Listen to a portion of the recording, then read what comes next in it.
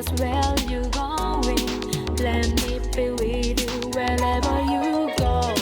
As I'm longing, my eyes are burning and then again I'm getting frozen because you break my heart and give me sorrow. When we are dancing, keep your eyes on me and my eyes. When you call my name, I feel like getting high. So you be the same. Love's such amazing, crazy thing, and it makes the world beautiful. Why do you wanna leave me? Remember the time we had. Love me always, just a little bit longer. Everything the only one.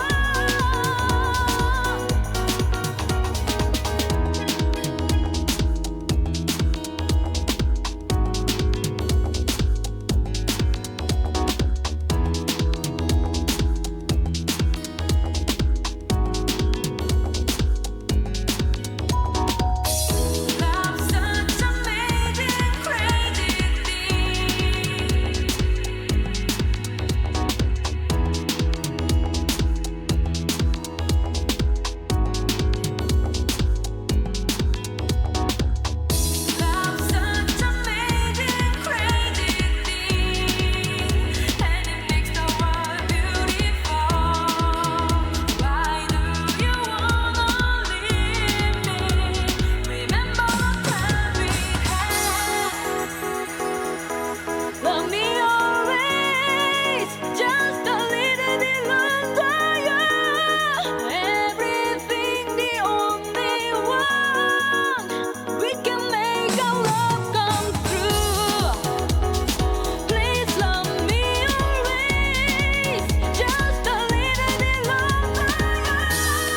Everything the only one.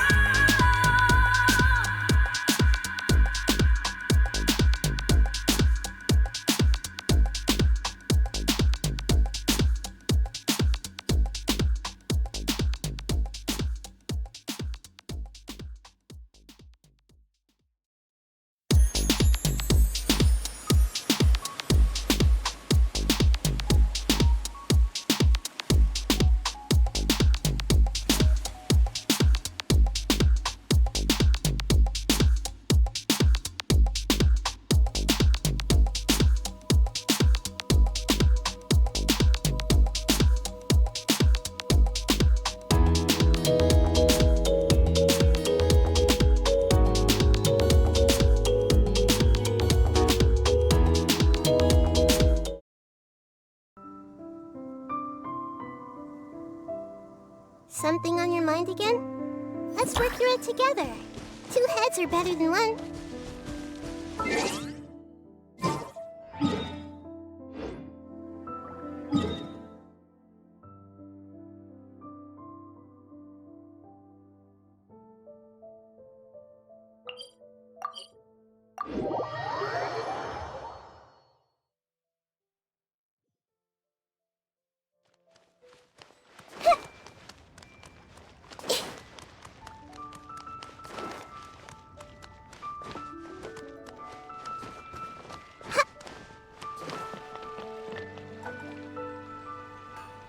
Oh, yes! Yes! They have the audacity to go after anything! The 7 dragons, gods. No ancient artifact that relates can escape their greedy ambitions. Still, this time is different. Who do they think they are, going after the Abyss Order's treasures? Oh, Traveler, it's you. Huh? Ganyu, what are you doing here with Lan? Do you have a commission you need to post? Hello. We were just discussing the treasure hoarders. Yes. We were just saying how even the audacious treasure hoarders should know better than to mess with the Abyss. It's just too evil. But we recently received intel from the Ministry of Civil Affairs that two big-time treasure hoarders in Liyue and Mondstadt are planning some big joint operation. Two big-time treasure hoarders? Yes. They're known as Big Sis of the South and Raptor of the North. Oh, Raptor! Paimon remembers he tried to run away from Amber in Mondstadt. But who is Big Sis of the South? You already know something then. I guess you must have crossed paths with the treasure hoarders many times before. You are correct. She's the head of the treasure hoarders in Liyue. As I understand it, the treasure hoarders all call her boss. Some say that the god of thieves even bestowed a gift upon her for her exploits, making her Big Sis of the gods. But that's probably just a wild rumor. Anyway, the treasure hoarders discovered some previously unexplored ruins that the Abyss Order has been secretly guarding in the shadows. Despite how dangerous that makes it, all the treasure hoarders can think about is what kinds of treasure could be inside. They have already devised a plan. They will send out a decoy to divert the Abyss Order's forces away from the ruins, then send an expert thief inside to steal the treasure. To this end, Big Sis and Raptor have reportedly recruited a certain Grand Thief from Fontaine. Grand Thief? That's quite an impressive sounding title. Oh, indeed. He is an extraordinary individual. The Grand Thief is highly respected in the treasure hoarders, in the same way that we adventurers look up to great adventurers. Ah, you met the living legend himself while you were in Mondstadt. Correct. The Grand Thief is someone just as renowned as him. So, despite being relative big-timers in Liyue and Mondstadt, Big Sis and Raptor had to put in a lot of work to convince a thief of his status to come and personally oversee this operation. With the major changes in Liyue recently, the Ministry of Civil Affairs and the Millelith already have their hands full. They don't have any time to investigate rumors about treasure hoarder activity. But anything related to the Abyss makes me feel like there is some unknown danger lurking beneath the surface. So I decided to come to the Adventurers Guild to post a commission. Leave this commission to us. Oh, thank you so much. Good to see this in the hands of a reliable guild member. Well then, good luck. The guild will take care of the details of this commission.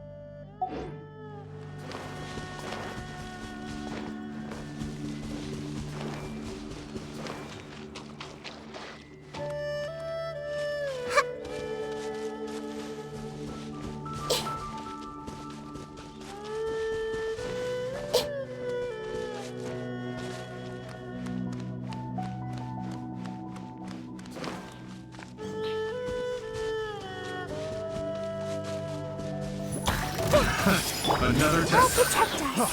Freeze! Come a little. Try!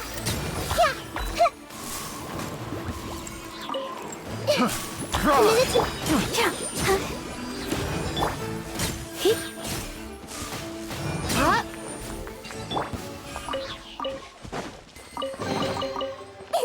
Open sesame. Oh, now I'm hungry.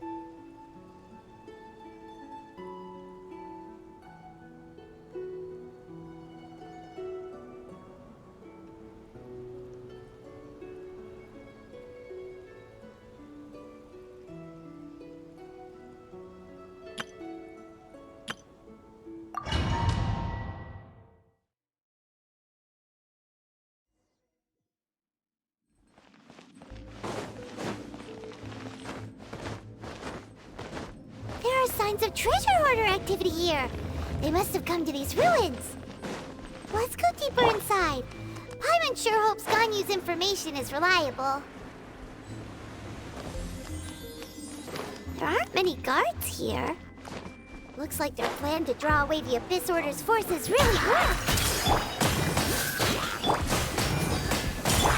You're toast!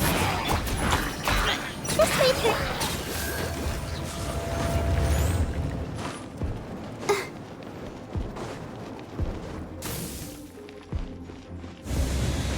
More signs that a treasure hoarder was here.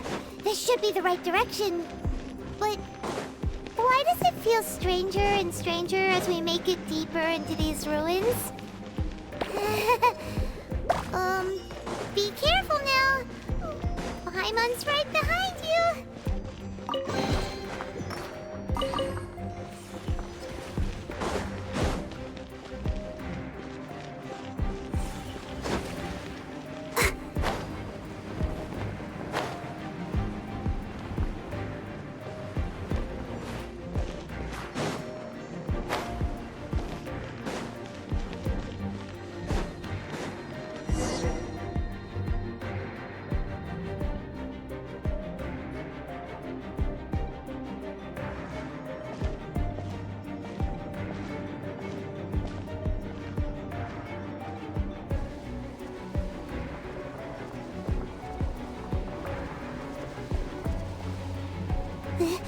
This looks like a person. Could it be the Grand Thief? Why is he in that position? Is he praying to something? That's...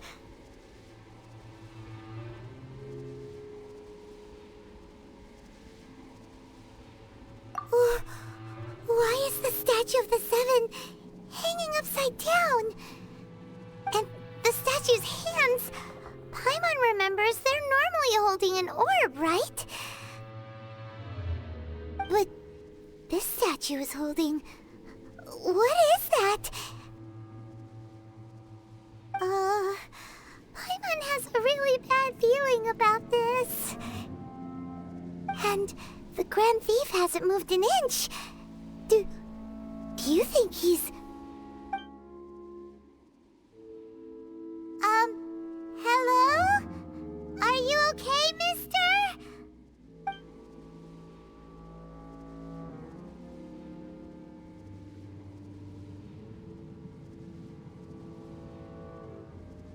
He's dead.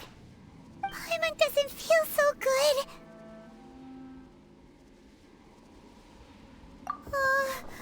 Let's get out of here, and fast! We should report back to Ganyu and Lon. Now what? We can't stay here! Quick, run!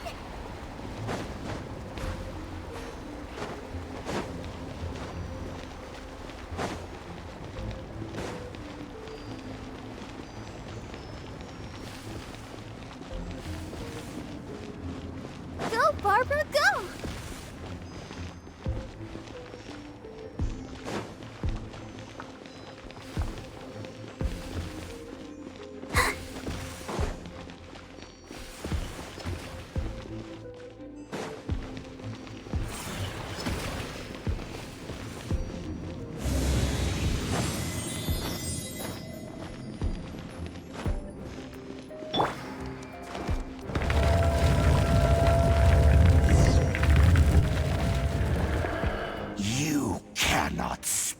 On the secrets of the Abyss.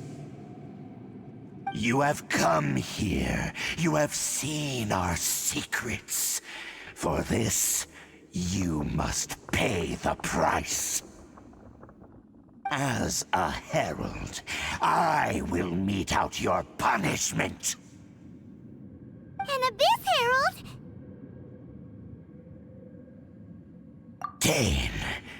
Dainsleif. Oh, I thought you were just a couple of pests that stumbled in here by mistake.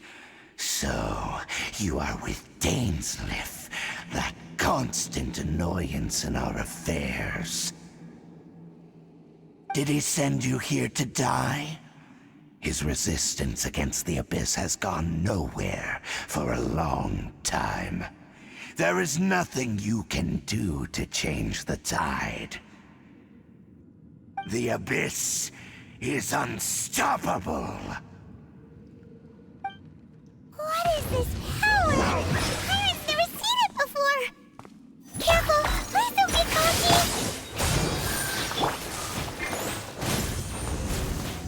Here! Hey, Boba! Get... Yeah, sharing my knowledge! Let's spark things up a little.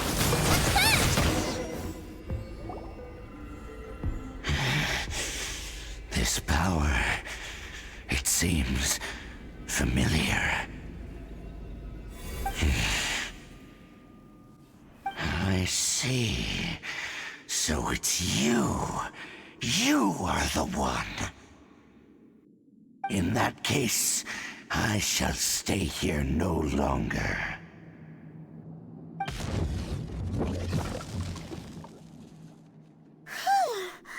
What a tough battle! Are you okay? Oh, such a strong enemy! Who knew the Abyss Order had monsters this powerful among them? Huh? What is it? What are you thinking about? Oh, right, yeah! We're near the exit now. Let's get out of this scary place before something even more dangerous shows up.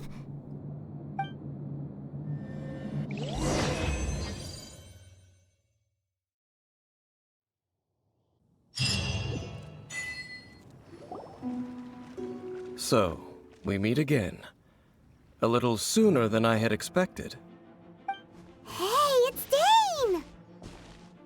Judging by your expression, it seems you just experienced something quite strange. Could it be that you encountered an Abyss Herald in those ruins? Huh? How did you know that? I've been on the Abyss Herald's trail. I didn't expect to find you here as well.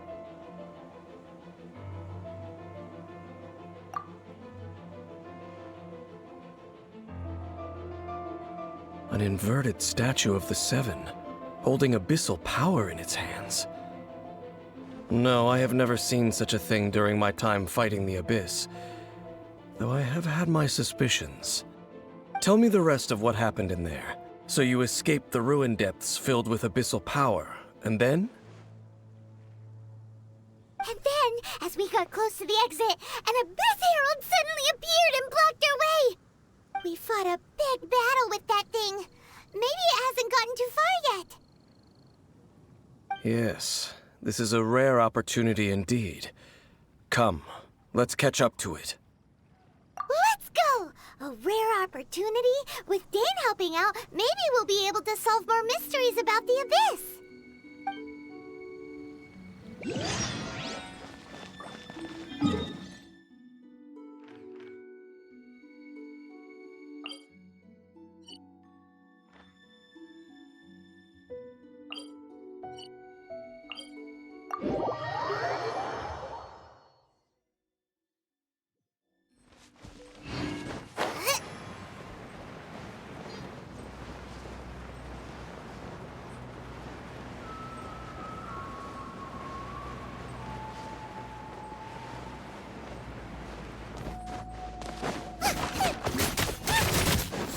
Nice and spicy.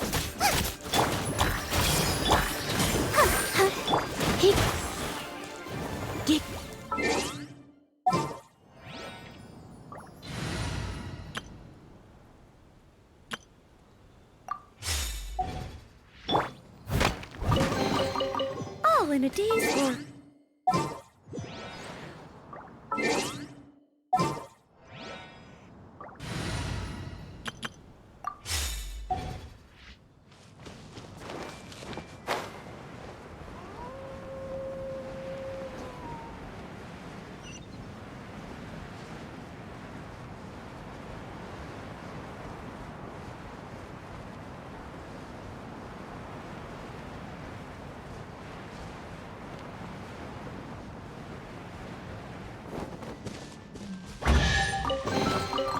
wonder who this gift could be from.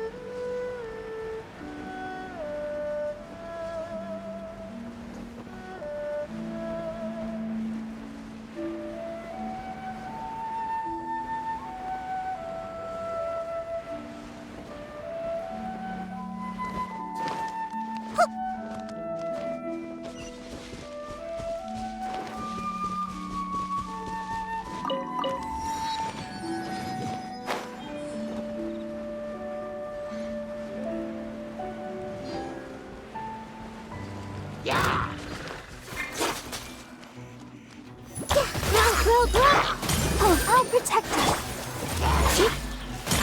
You're in for a little shock.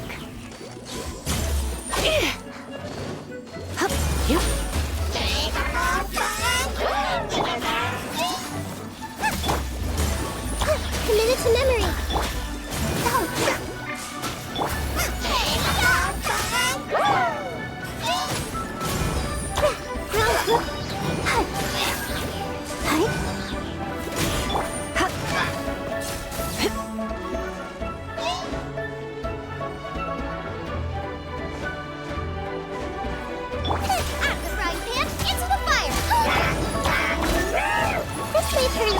Let the show begin.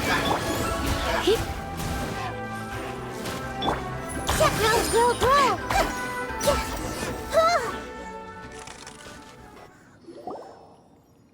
Those abyss mages just now. Were they trying to ambush us? No.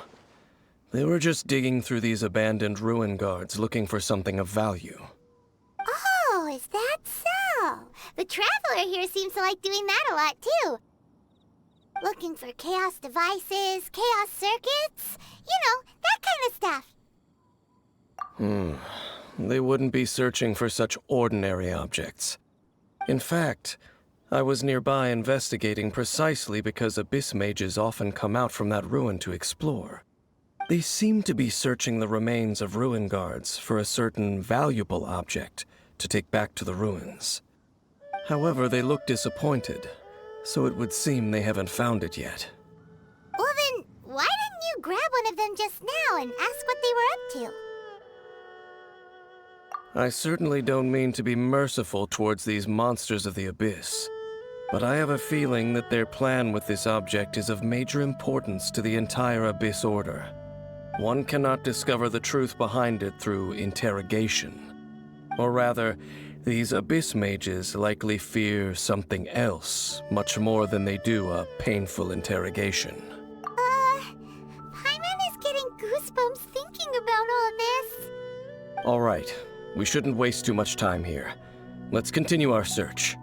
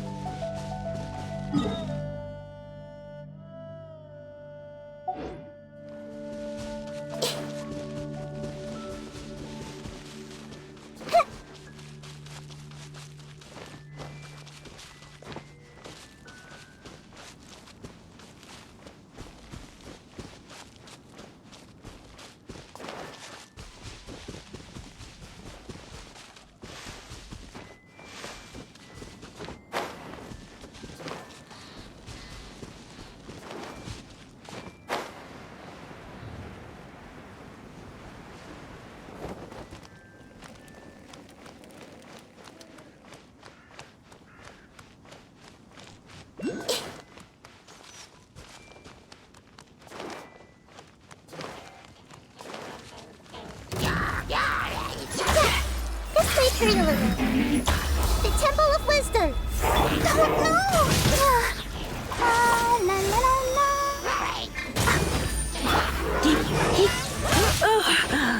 You come a little closer.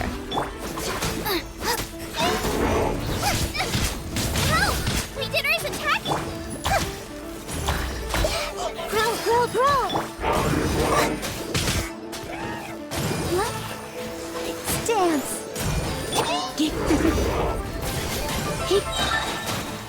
Try not to enjoy this too. Your toast!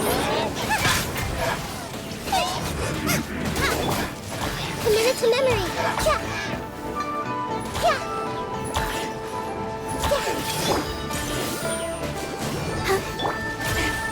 Yeah.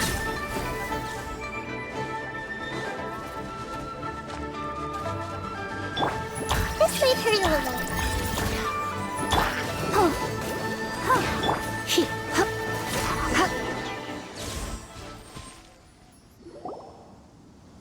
Wow!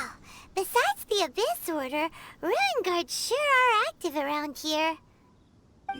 Seems wherever we find an Abyss Mage hideout, there's often a bunch of Ruin Guards roaming around too. Is that just a coincidence? Or... There are no coincidences in the world. Everything is the fruit of seeds planted long ago. Just like your appearance in that tavern, time is just waiting for those seeds to sprout. Forget it. Just some needless musings. The connection between the Abyss Order and the Ruin Guards is by no means incidental. Rather, they are both branches that have grown out and up from the same roots below. branches? Roots? What do you mean exactly? Both originate from an ancient nation that was destroyed 500 years ago. Khaenri'ah. Huh? Khaenri'ah? Really? The Abyss Order and Ruin Guards are left over from after the destruction of that nation?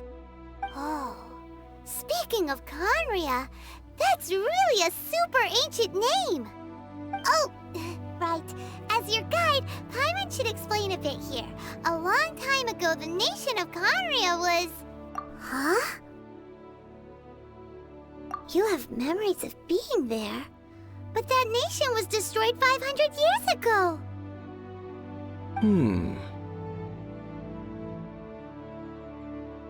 Is that so? Well, everyone has their secrets. You did not pry into mine, so I shall not pry into yours. But, if you would like to tell me, I will listen. So, the Khaenri'ah you saw, what was it like?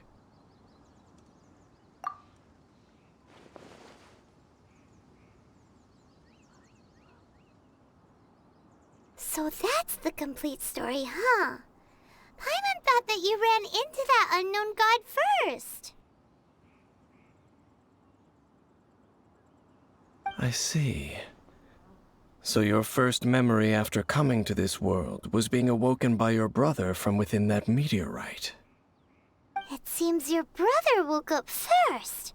But the question is, how long before you? And then your brother told you that the destruction of Khaenri'ah plunged the whole world into chaos, and that you two should leave this world called Teyvat? The destruction of Khaenri'ah? He said that? That destruction you witnessed, that's history from 500 years ago. It seems the first time you awoke in this world was indeed during that period. Huh. So your brother must have understood this world better than you did, because he woke up first. And it was shortly after that that you encountered an unknown god who blocked your path, so you couldn't escape. Oh, Paimon knows this part really well. I understand. When you awoke at that time and hurriedly tried to leave for another world, you didn't know anything about Khaenri'ah. But now, since you have come to gain some understanding of Teyvat, you are able to guess that the war you witnessed all those years ago must be the war that ended Khaenri'ah. Am I right? Ah, if that's the case, you must have been flipping through all sorts of books during our adventure these past few months. Before going to Mondstadt, you had just looked at some vague materials. Later, we managed to gather a whole bunch of old books from all around Mondstadt and Liyue, but you told Paimon they were useless. So, the whole time you were just trying to learn more about Khaenri'ah so you could find your brother? Oh, yeah. You can travel around the 7 nations to find the 7. But where can you go to find a nation that was destroyed 500 years ago? I probably know more about Canria than both of you. Canria was a nation without a god. Not because it had a god that died or abandoned them, but because it never had a god to begin with. It was a powerful nation, built purely by humans. An unprecedented, flourishing, and glorious civilization. It was the pride of humankind. A nation without a god? Later events unfolded just as you remember. It was all destroyed by gods. You mean that... 500 years ago, the gods descended upon the world and brought desolation to Canria. The pride of humankind was uprooted and crushed, like a weed removed from the garden of the gods. How could that be? The history books don't say anything about that. Yes, well, continuing to discuss the past now will only dampen our spirits. Let's keep moving. I will tell you more of what you want to know as we continue our search.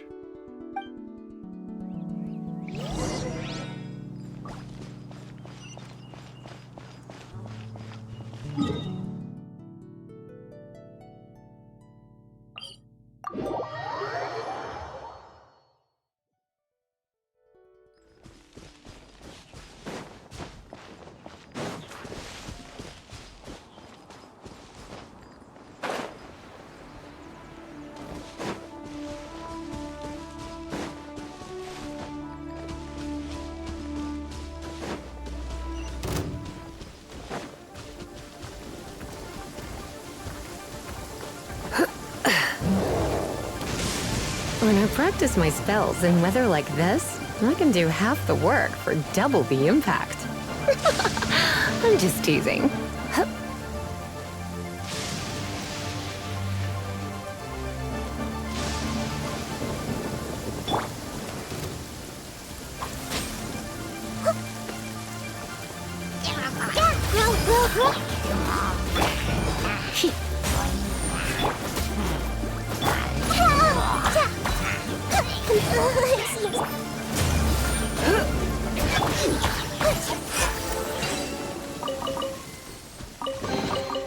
I wonder who this gift could be from. The weather is lovely and warm. Things are about to start getting lively again.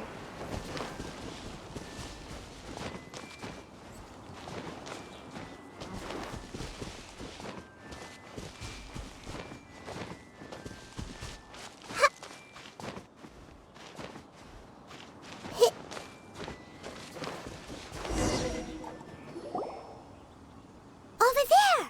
It's more ruin guards and abyss mages. Dane was just saying how these ancient machines are from Conria.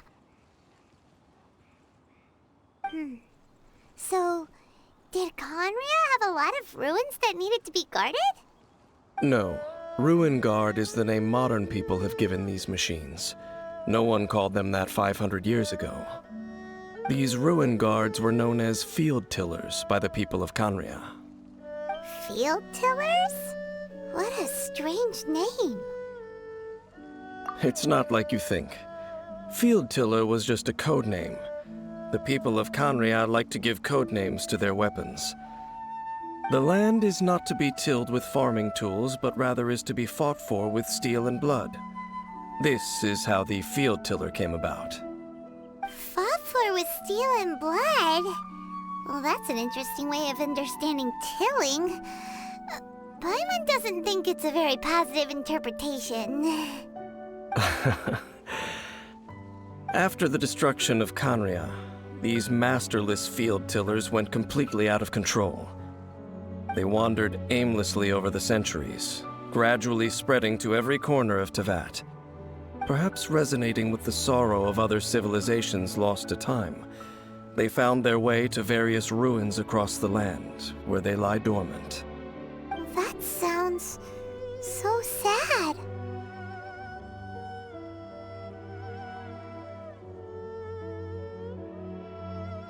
Once you understand more, those details won't mean much to you. But no matter their past, all that remains of them now is the danger they pose. So destroy them all.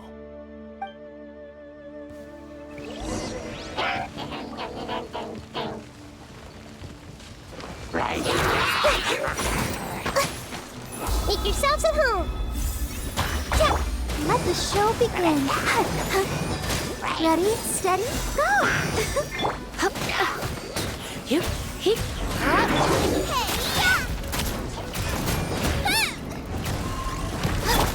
This way through the river.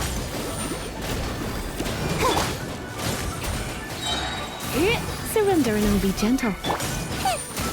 Boba, get them! Yeah! Yeah!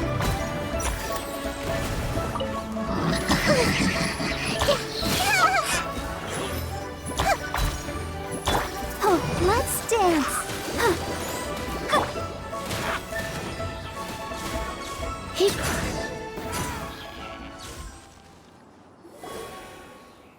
Huh?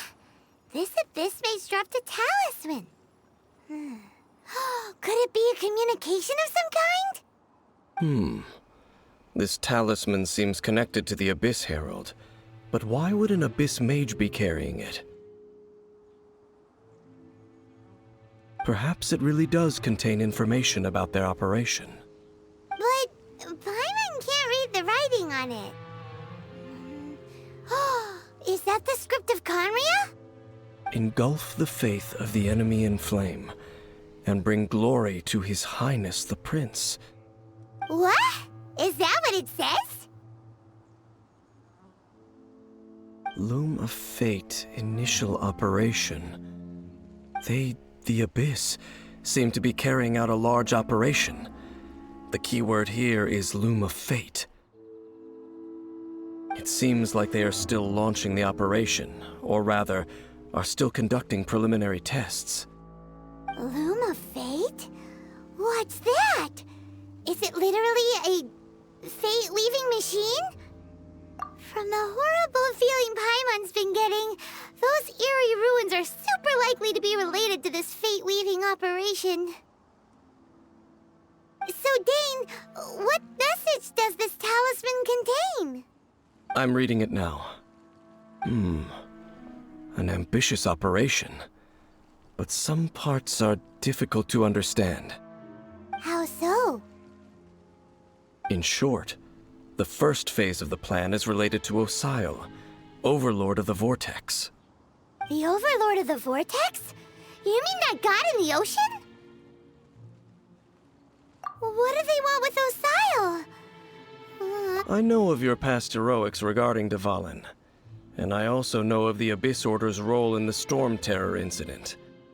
Though you may not have been aware of it at the time, you were thwarting an Abyss Order operation similar to this one. Last time it was Venti's old friend. This time it's a huge ancient god. The Abyss Order keeps setting their sights higher and higher. Will the Abyss Order use their lies and dark magic to corrupt Osile, just as they did Dvalin? No. From the contents of the talisman, this operation goes one step further. They won't just corrupt Osile's mind. They also plan to use the ancient technology behind the field tillers to completely transform Osile's body. Is that even possible? So wait, the Abyss Order wants to make some sort of cybernetic squid god of mass destruction? Very few people today truly understand the civilization of Conria. Though, of course, the accuracy of that understanding itself is difficult to judge. Only the Abyss Order has consistently sought out the remnants of Conria. Despite being far from human, they seek out this lost human civilization quite persistently. The talisman's message states that they will use the defiled statue as a base, attaching Osile's limbs to construct a mechanized god. And the new core that shall replace the orb usually held by the Statue of the Seven is the eye of the very first field tiller. The Eye of the very first field tiller. Oh, Paimon gets it! All those Abyss mages are looking for the special eye, right? It would seem so. This whole thing keeps getting more complicated. But basically, it all has to do with that eerie statue of the Seven we saw, right? Yes. According to the talisman, the eye should be placed in the hands of the defiled statue, thereby imbuing the newly born god with the power to topple the divine thrones of Celestia.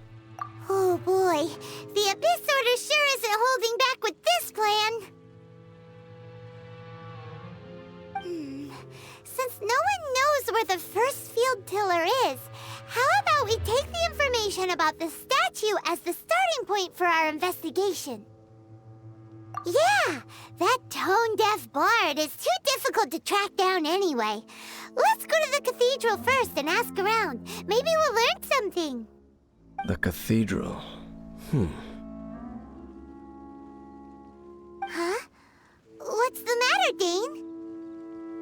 Nothing. Let's get moving.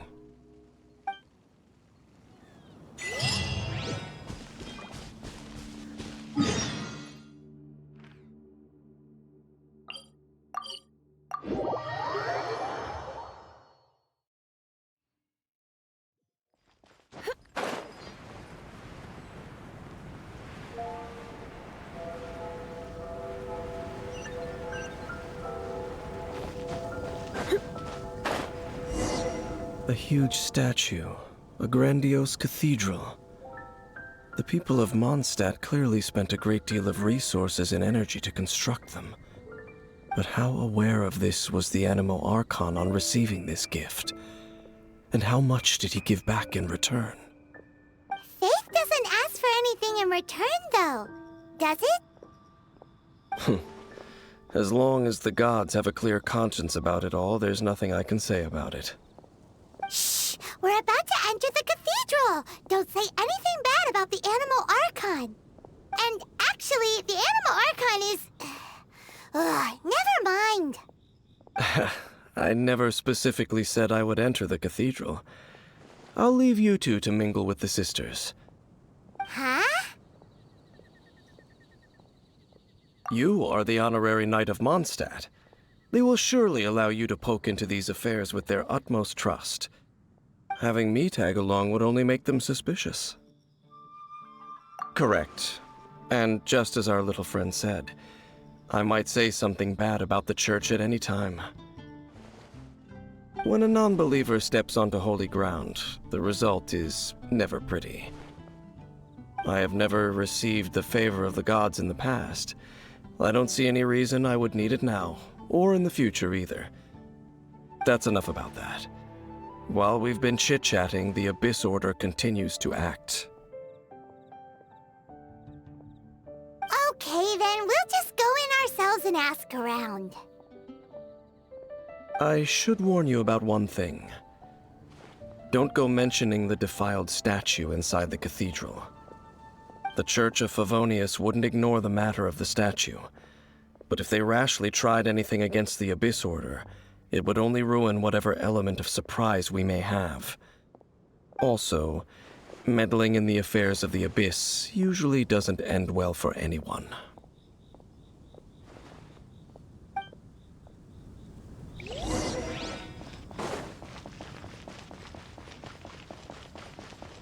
Anything the Knights can do for you?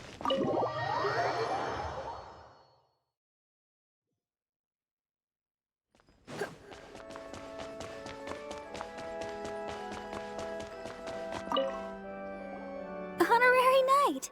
Hi, how have you been? Do you need anything today? But I should first make it clear that if you need to borrow the Holy Lyre to Hermel again, we cannot oblige. It seems she hasn't realized it's just an illusion.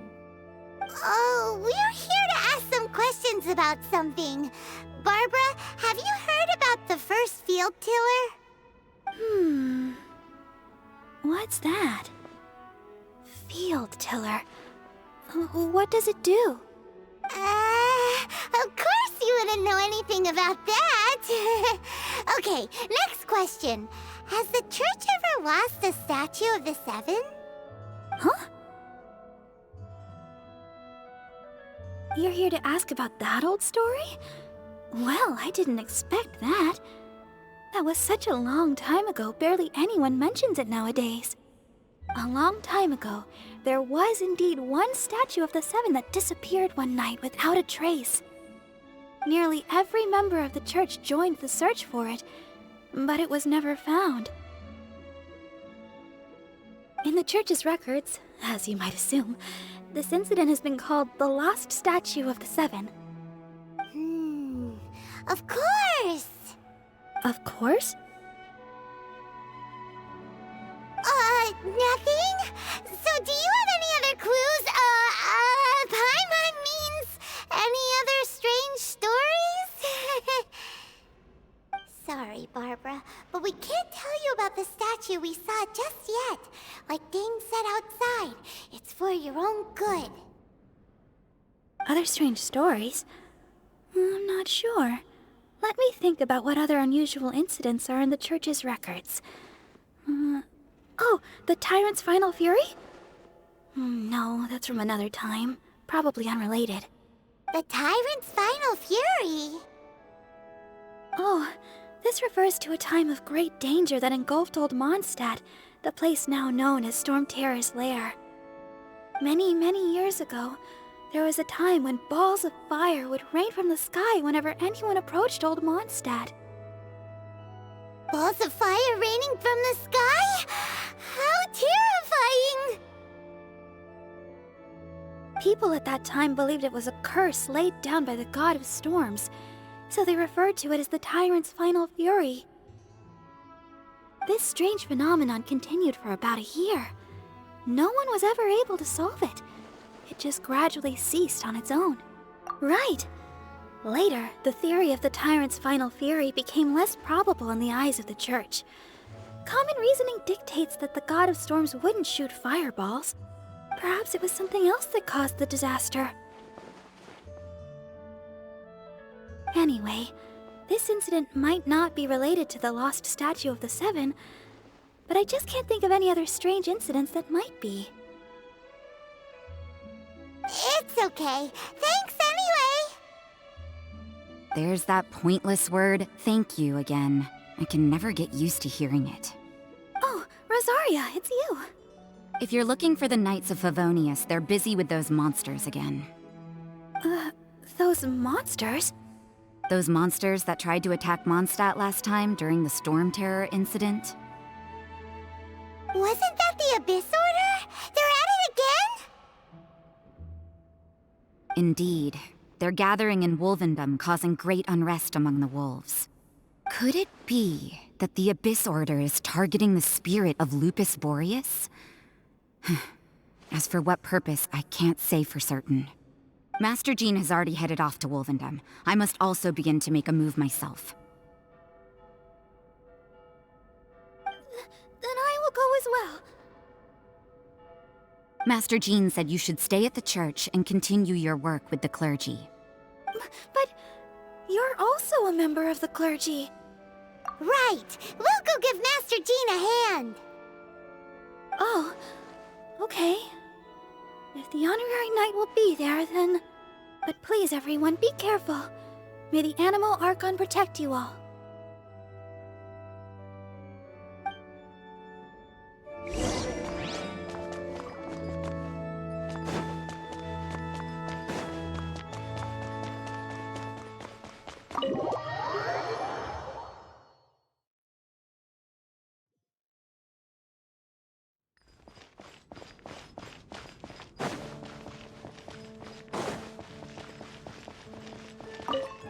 I see. Has the Abyss Order already launched a new operation? This could very well have something to do with the defiled statue. We should go as well. But what is the Abyss Order going to Wolvendom for anyway? Are they looking to do the same as they did with Dvalin? Not again! No, that's not likely. Unlike Osile, who was just suppressed, Andreas died long ago. Today, it is just his spirit that stands guard over Wolvendom. The Abyss Herald may just be targeting the spirit of Andreas in an attempt to garner some information from one of the Animo Archon's old companions.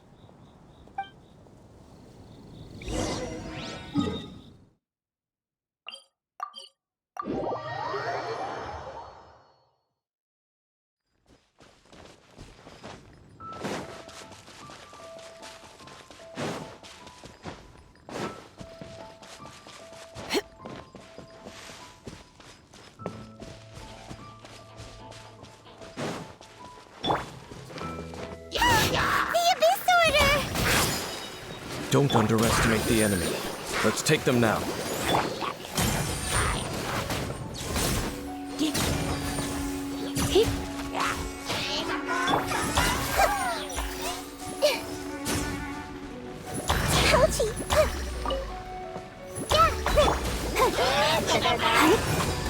Come on, we can do it.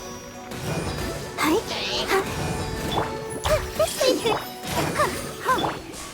it nice and spicy.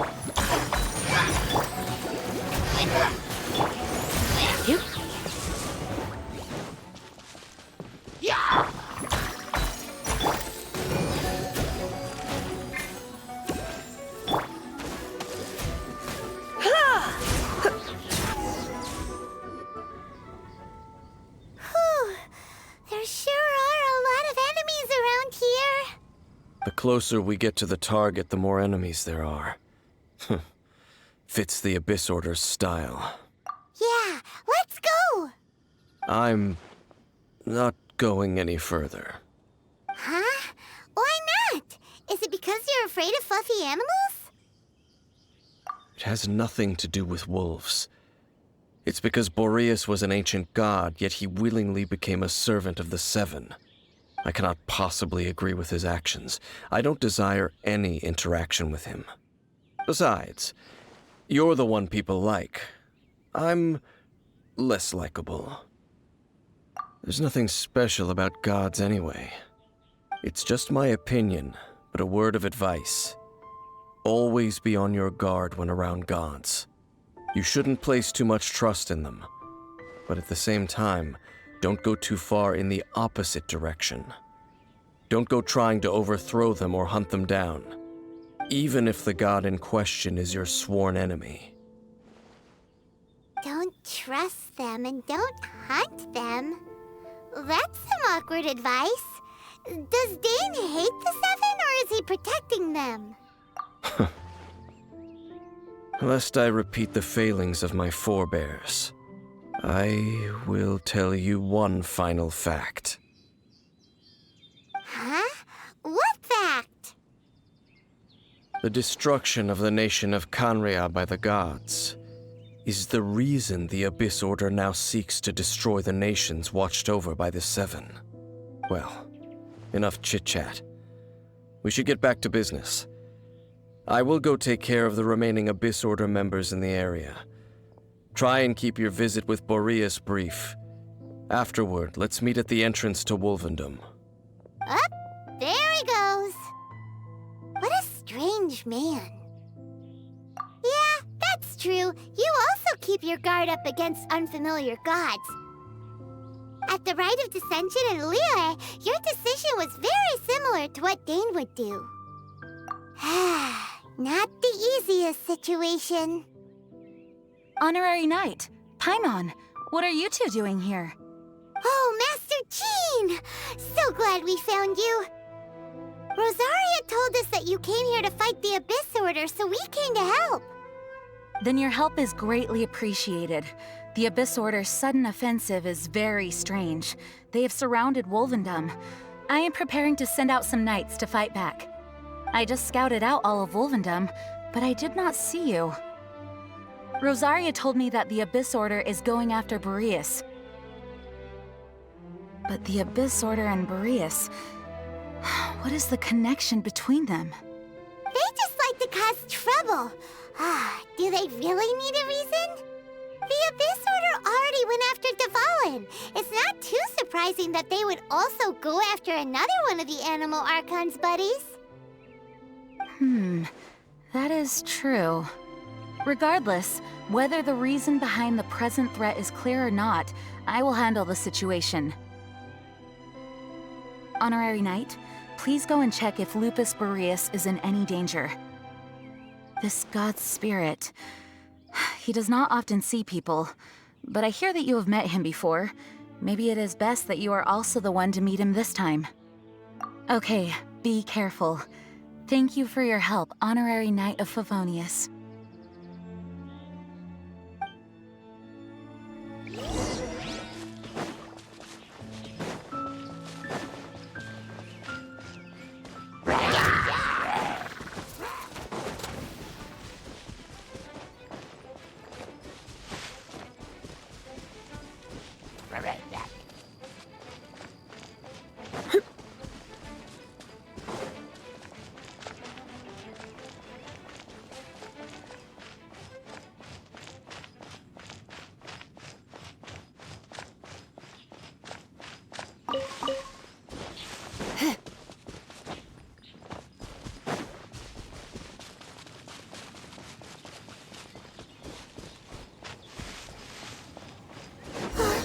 Look! Over there, it's Razor! And the Abyss... You, not welcome here!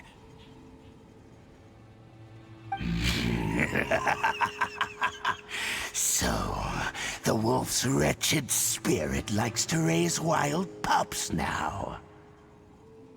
You claim to be a guardian, yet your once sharp claws have clearly dulled since your days of godly glory. If you serve us, we can restore your divine powers you once held in the past. Lies. Lies. What the heck is this ceremony? He looks like he's in a lot of pain. Oh no! Is this the same thing they did to corrupt Devalin's mind? Wolves never surrender! But this can't go on. No matter how many times you resist us, your efforts are all in vain.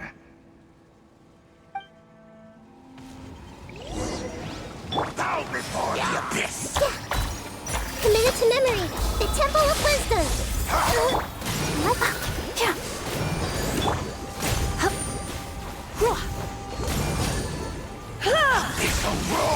Don't be such a brute. Eat this!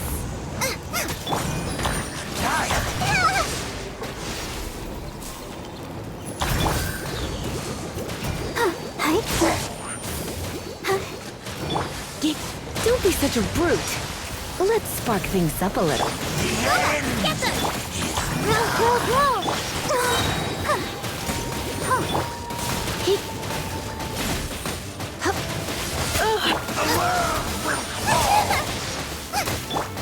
Commit it to memory! Will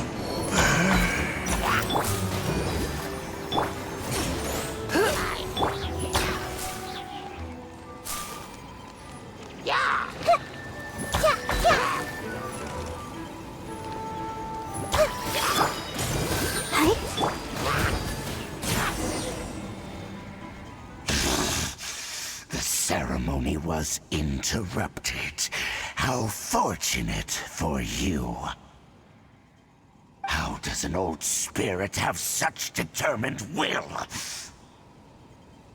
No matter. This is but a small unforeseen variable. Our grand scheme will not be affected.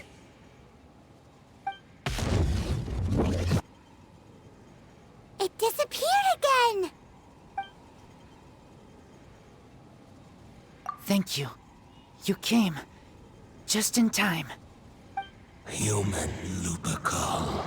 I am ashamed that you must see me in my present state.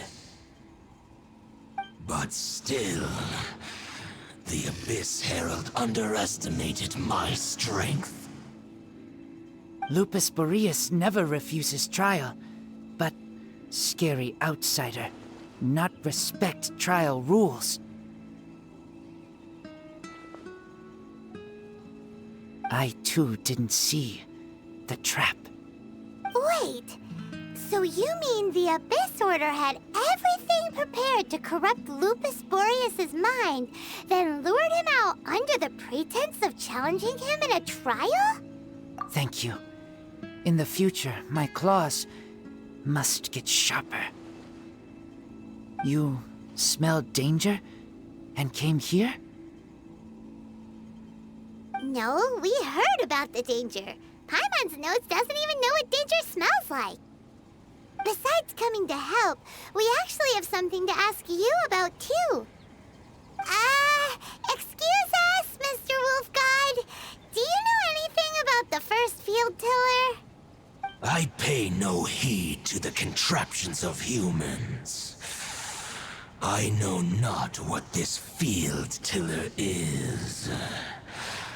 Though there was indeed one human-made machine that I can never forget. It entered into my proving ground by accident, and I mistook it for a challenger. But it could not think, only fight. It was designed as a pure killing machine from top to bottom. I eventually damaged it greatly with one of my attacks. Before it fell to the ground, it fled the proving ground. By the sounds of it, it's possible that could have been the very first field tiller, right? Missiles. I do not know this strange word. As I said, I pay no heed to the contraptions of humans. It could spin, leap high into the air, and even shoot fireballs. Although no match for a god, it was stronger than even many who wield visions.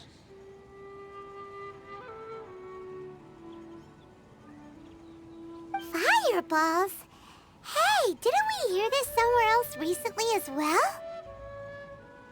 Anyway, this pretty much proves that the first field tiller came to Mondstadt, doesn't it? It sounds like the first one was way stronger than the mass-produced ruin guards that came after. But in this story, it was damaged at the proving ground while fighting the Wolf of the North.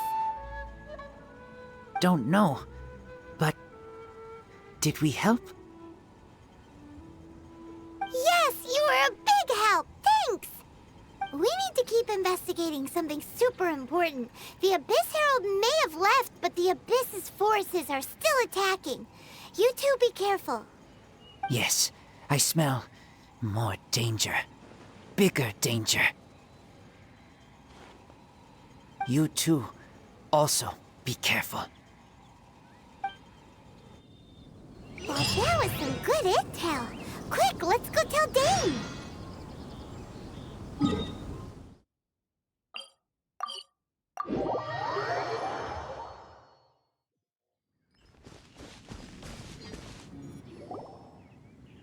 Dane, there you are! Did you see Master Jean? I saw her, but purposely avoided her. As both the Lion Fang Knight and acting Grand Master, she naturally would have some reservations towards me. If I'm not careful, one day I may find myself becoming the object of one of her investigations. But back to the matter at hand. I defeated some of the Abyss forces, but wasn't able to gather any information. Did you have more success?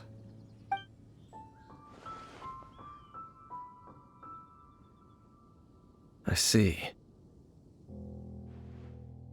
Well then, we can more or less figure out where the first field tiller ended up. Huh? Really? Just from the Lupus Boreas story? That information combined with a more comprehensive analysis. For example, the old story you told me you heard in the cathedral.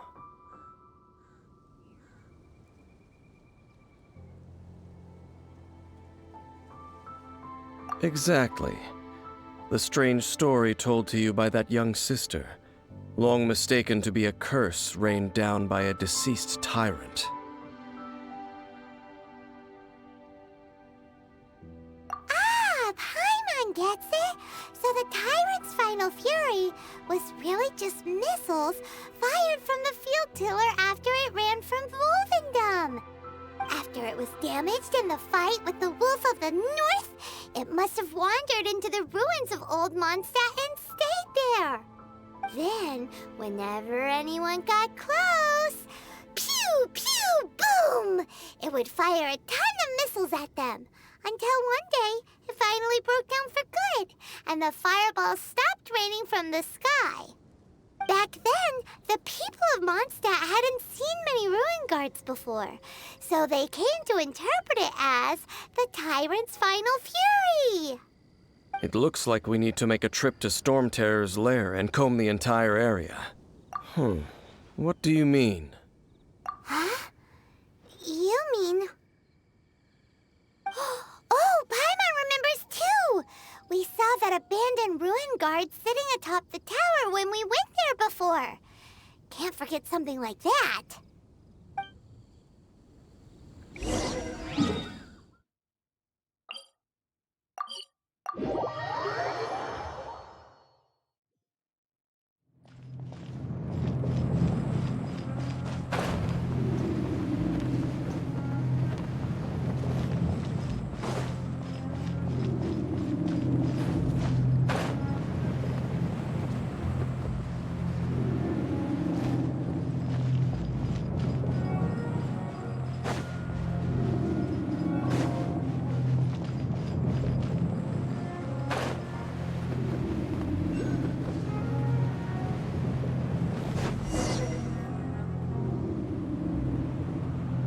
This is it, right? Okay then, use your elemental sight to look for the eye. Ooh, so what did you see? Huh? Nothing? Oh, but Paimon was so excited! What's going on? Are you sure you did it right? This requires another method. Using elemental sight on a field tiller is of no use because it is not powered by the elements. Let me give it a try.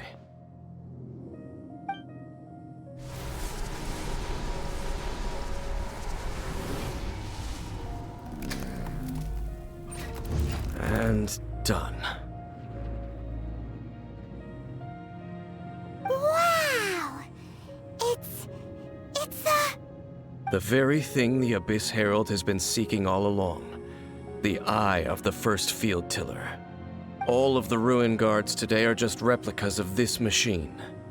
As the prototype, its combat capability was unrestricted. prototype? Oh, Paimon doesn't know that word. Is it another ancient term from Conria?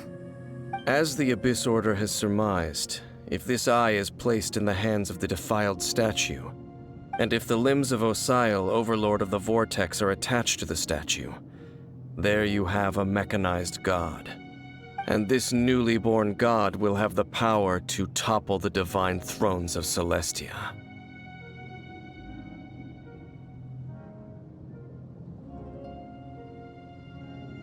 Yes. Then, what should we do with this eye? No. I'll guard it myself. Huh? You? Dane? You won't go and do anything crazy with it, will you? You may doubt me if you wish, but I must ensure it does not fall into the wrong hands. No matter where we may hide it, they will find it. And as for the Church of Favonius, well, you know I don't trust them. Oh, right. But our work isn't done yet. To avoid any further repercussions, we must also take care of that defiled statue. We can't have the church get involved. Let's handle it ourselves. As for what I mean by take care of it, naturally I mean to completely destroy it. What? Destroy it? That's a statue of the Seven! As well as being a really important cultural relic, they're actually divine too! Well, good thing we didn't tell Barbara earlier. Otherwise she'd be going completely bonkers right now! Do the Seven really expect me to help them look after what belongs to them? Let's go back to those ruins and destroy the inverted statue. If we are lucky, we will also run into that Abyss Herald. I'll make sure it doesn't get away this time.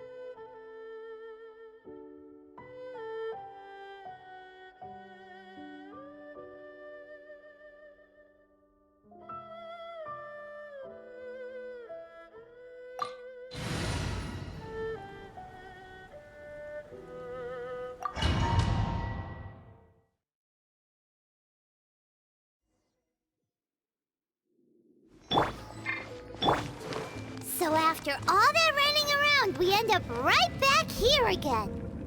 Look at us. We barely escaped this place last time, and now we're strolling right back in. Gee, surely we must be some of the bravest adventurers in all of Teyvat. That or the stupidest. To get to that creepy statue, we just need to follow the path we used to escape last time. That should take us right to it. Yep, that'll work. Let's go, and remember to be on your guard.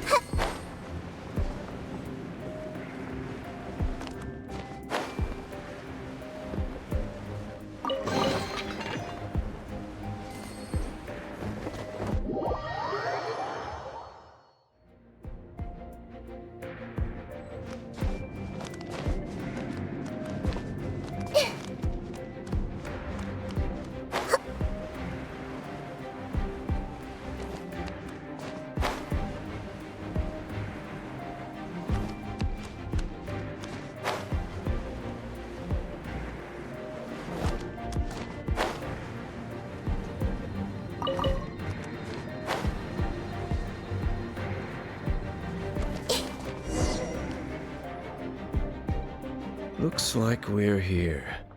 An eerie, lifeless, dark chamber. I understand the evil aura you were describing earlier. Oh, such a scary place. Be careful to not be overwhelmed by the power of the defiled statue. The Abyss Herald. It's here. You sense correctly. You are just as vexatious as ever, Dainsleif, enemy of the Abyss. I sense your soul is stained by terrible bloodshed, perhaps from your darkest nightmares, unless... Oh, and something far more dangerous. You reek of a corruption familiar to me. Then we are the same. We're both dangerous. But dangers from outside of the Abyss Order must be caught and caged. It is your words that forever reek of corruption. Time to silence you! Bow before the Abyss! I'll protect us. Get here. Out of the frying pan, into the fire. This way. It's a roar! Boba, get them. Commit it to memory.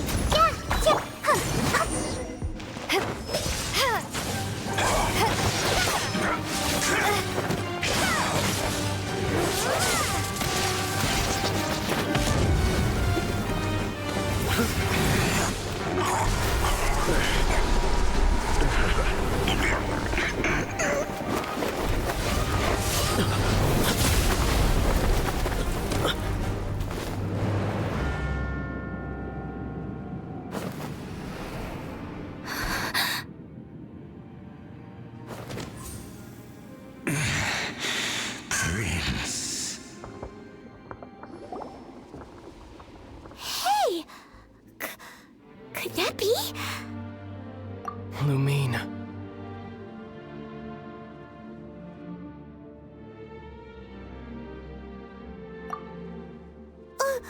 Wait! He just blocked an attack against the Abyss Herald. Your brother? And the Abyss? Lumine, why are you with Dane?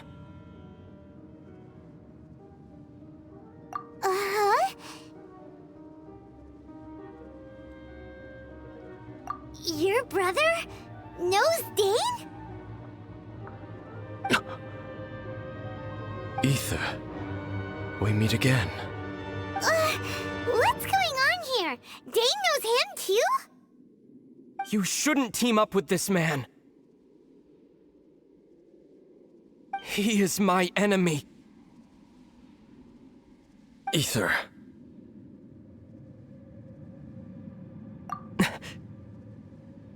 But it must be said.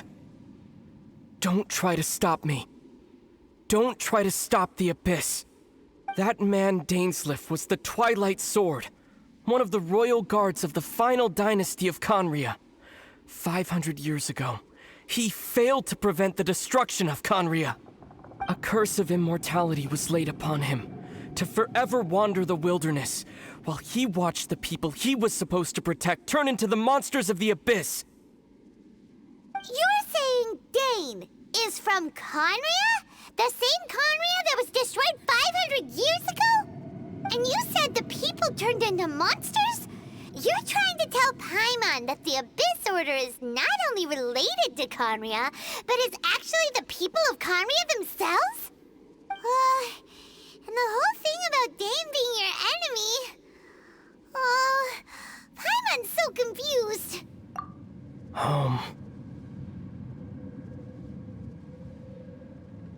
Yes, of course. Home is wherever we are together. But I cannot go with you to the next world to find a new home. At least, not yet. Until the Abyss has engulfed the thrones, my war with destiny will see no end. Listen to me, Lumine. I have already traveled through this world once. Once you reach the end of your journey as I did, you will see for yourself the true nature of this world.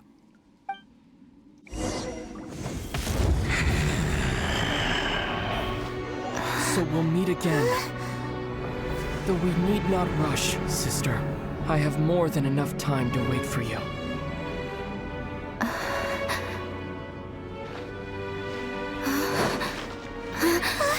We have always had enough time.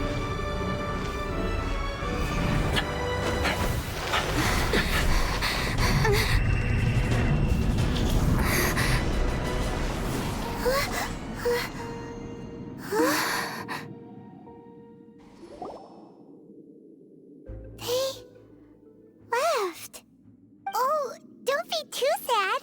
We'll find them again. Look on the bright side. At least we got some really useful information. Really? You sure?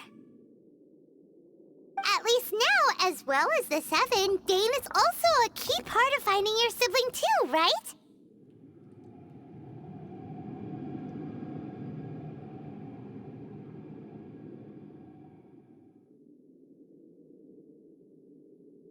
That's right!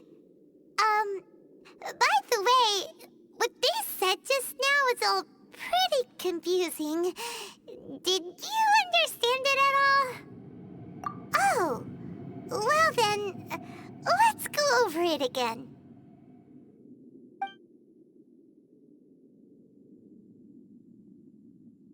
First off, that Abyss Herald called your brother Prince. It seems like your brother is leading the Abyss Order. Even the Abyss Herald answers to him. Still, we don't know for sure if he's the highest-ranking leader in the organization. Also, your brother said that he wants to engulf the thrones and go to war with destiny. What the heck does that mean? Could it be he wants to destroy the Seven and the Seven Nations? Next thing, turns out the Abyss Order monsters are really what the people of Conria turned into after their nation was destroyed. This story is just plain terrifying. And Dane is from Conria too. He witnessed its destruction 500 years ago. But he didn't turn into a monster. And now he's fighting the Abyss Order. So that's why your brother said that Dane is his enemy, right? But if the monsters of the Abyss are the same people that Dane protected all those years ago, then why is he enemies with the Abyss Order now? Also, how come after all this time we've spent searching for your brother, it turns out he's on the side of the Abyss? What's up with that? Yeah, you're right. Then we can't let ourselves get down about it now. Our journey's not over yet. Let's get a move on. Time to leave this terrible dark place and get back to the surface where the sun shines bright. If your brother wants you to reach the end of your journey, show him what you're made of. Come on, traveler. Let's go.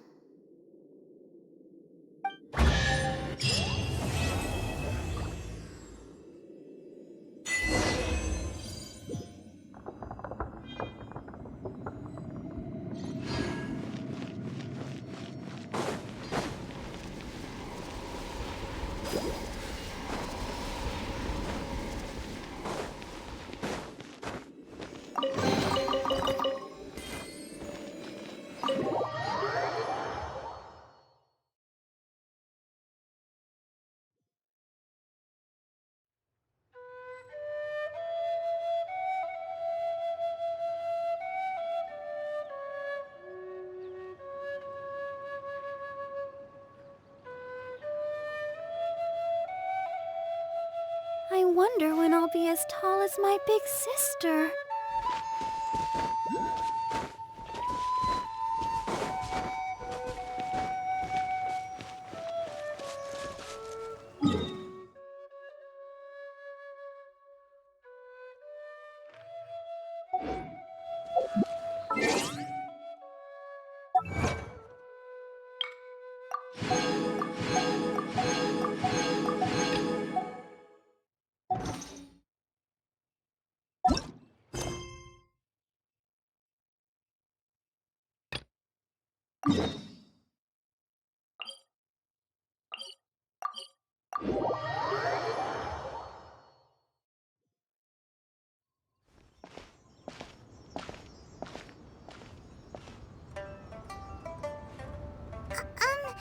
Are you okay?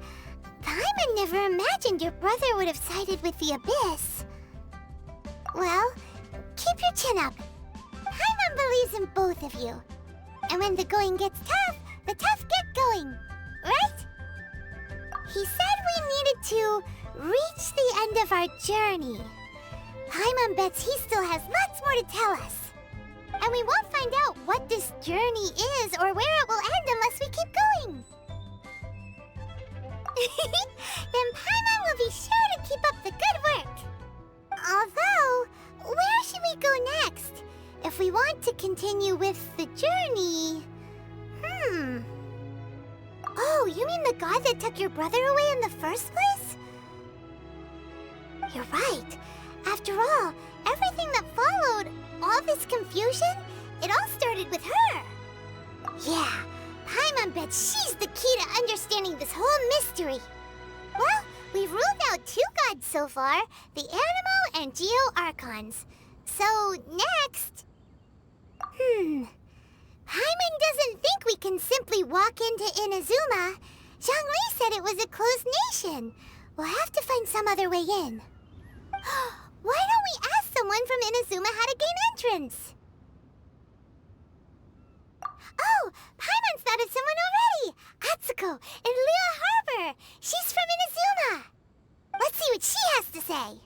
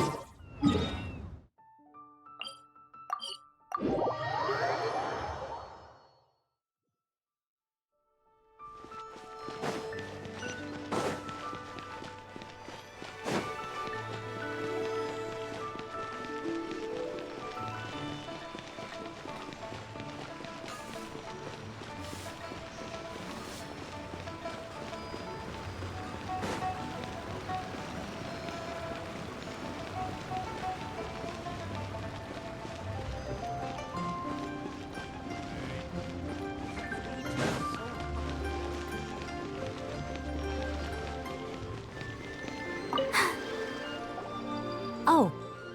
Hello. Oh, I mean good fortune, right? I'm still learning to talk like a local. Is there anything I can help you with?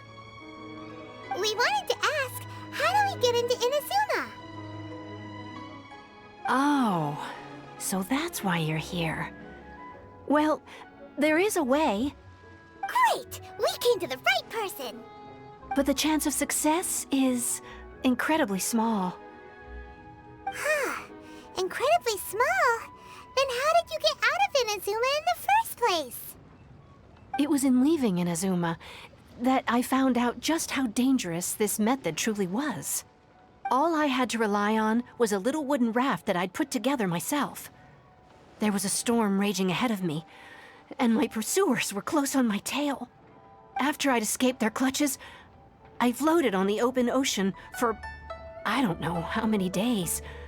My rations and fresh water supply soon ran out, and I remember getting to the point where I was sure I'd reached the end. Then, I blacked out. But, to my surprise, my journey didn't end there. Or to put it another way, a new beginning found me. Ah, that's right. I escaped by the skin of my teeth. The fact that I'm even alive to tell the tale must be a sign that the gods were watching over me. What a horrible journey! And you set off knowing how dangerous it was? Why? Well, because everything is just too restrictive over there. The atmosphere is so stifling. The Kanjo Commission subjects everyone leaving or entering the nation to a protracted approval process, and I felt like I didn't belong there. Kanjo Commission?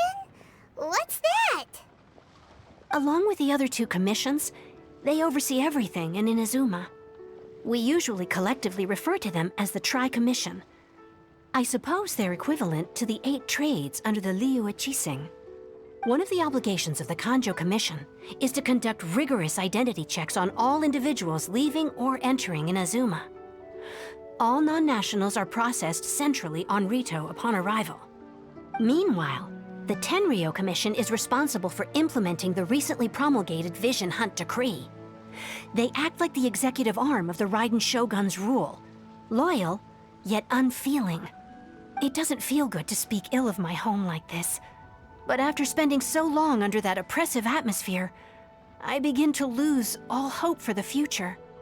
What I mean to say is, unless you have an extremely compelling reason to go to Inazuma, you should abandon your plans of trying to get there. You should know that the sea around Inazuma is engulfed in a perpetual tempest of wind and rain. Supposing you survived that, you would still need to get past the samurai guards that enforce the Sakoku Decree, the closed nation policy of Inazuma. And even if you did manage to find a way, you'd still have to produce the necessary documentation at the Rito Center for processing Outlanders. Otherwise, you'd be kicked out immediately. Seems like they really don't want anyone setting foot in Inazuma, huh? They only set that up as a port to guarantee a supply of goods and information to the island. Most Outlanders would be unable to acquire the documentation needed. But if you really are set on going, there is one thing you could try. The raft idea sounds a little on the dangerous side. Plus, Paimon would definitely get seasick. That's not what I meant. You could ask someone from the Crux Fleet if they have some way of getting you to Inazuma. They're well known in Liyue. Voyaging far and wide has made them a well-traveled group with a wide range of experiences. They may just know how to break through the storm. You're right! Paimon sure Beto of all people will be able to get us there. Her crew is super strong. But Paimon wonders if she'll be willing to take the risk. The Alcor is the flagship of the Crux Fleet. I heard that it's currently anchored by Guyun Stone Forest on a supply run. This might be your best chance. Then there's no time to lose. Let's go find Captain Beto.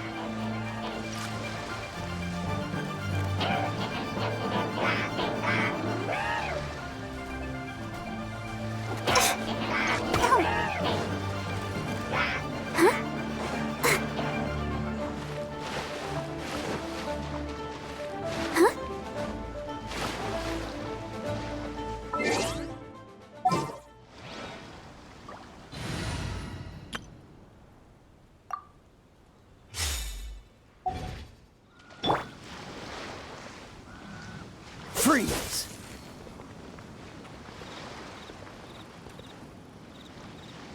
Dodge this!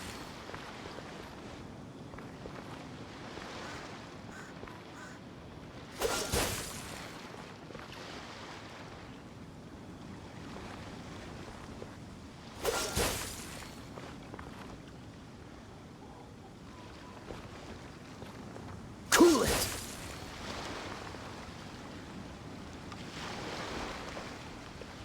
Freeze!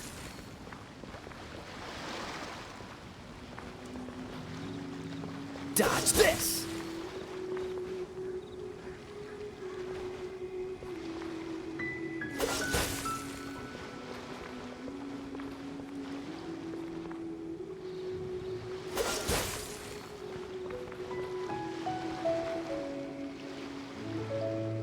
Cool it!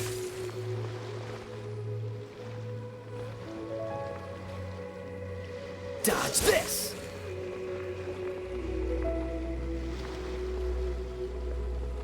Freeze!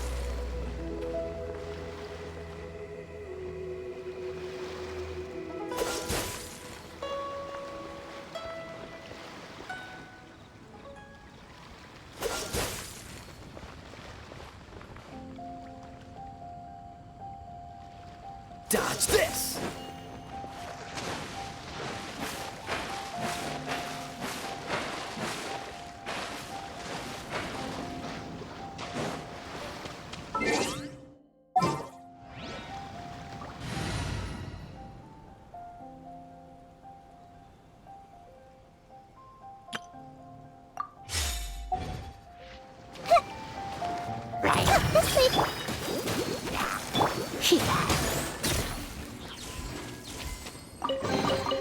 What do you think, cutie?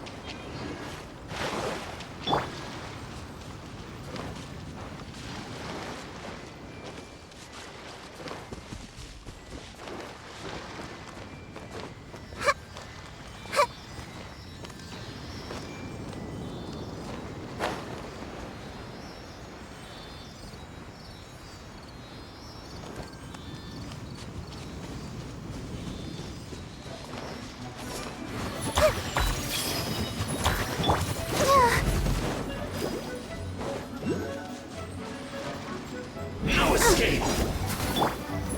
Growl, growl, growl! Prepare yourself! Leaving so soon! This may hurt a little.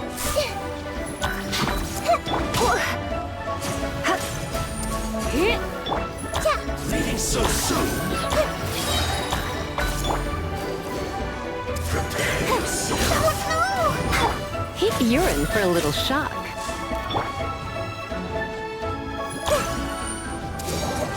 Abandoned! Let's dance. Can't run from death. Find anything you like?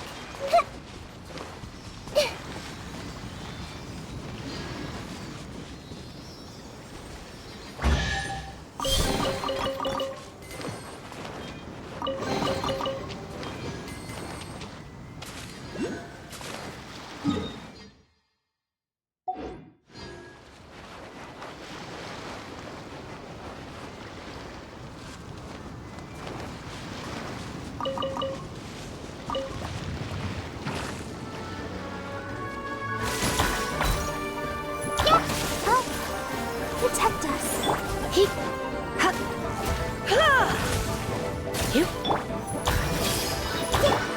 Go, Barbara. Good job.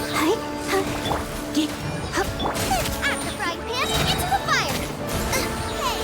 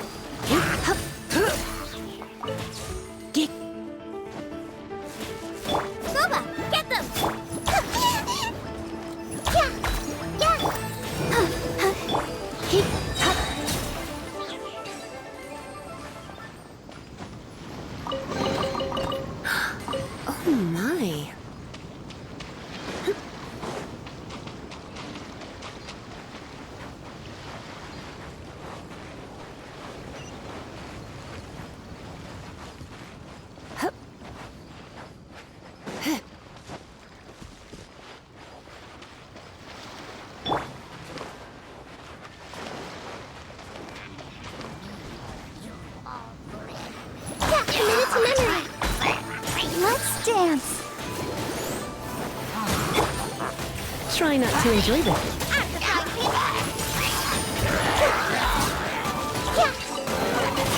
Find anything you like?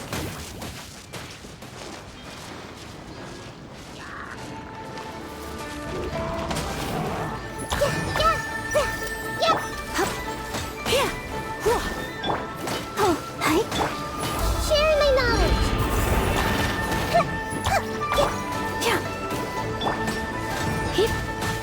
Come a little closer. Boba, get them! Grow! Let the show begin. Yep. Hup. He.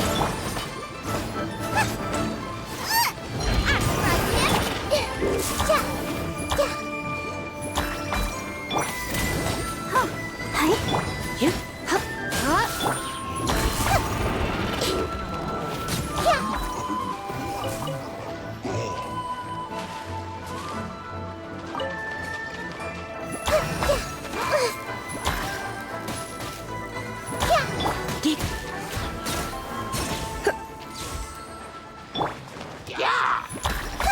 The Temple of Wisdom.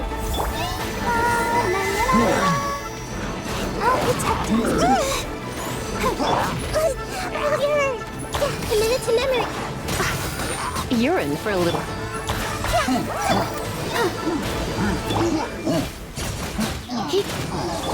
Your taste.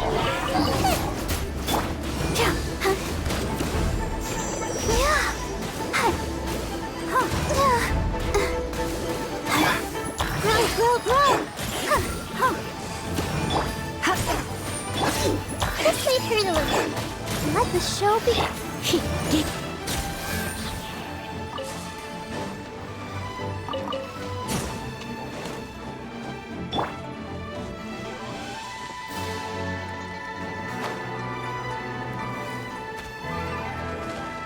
Committed to memory.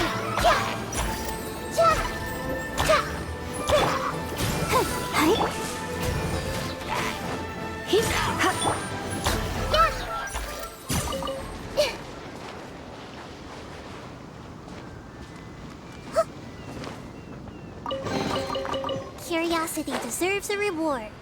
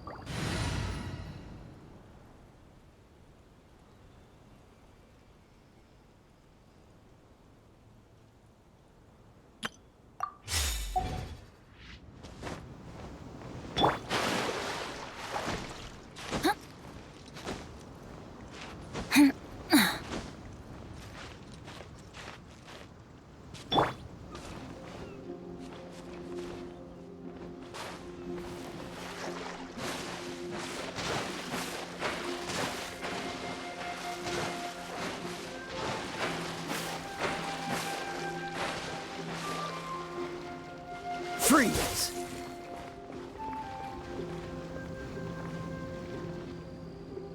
Dodge this!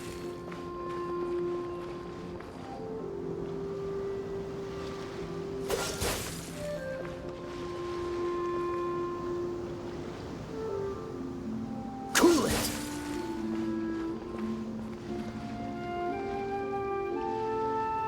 Freeze!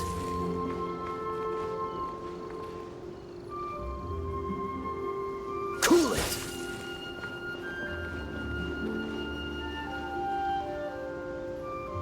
Freeze!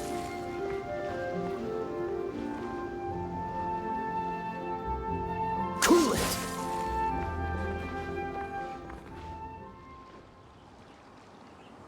Freeze!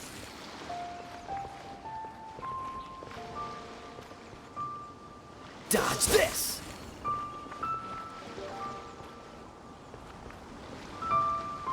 Freeze!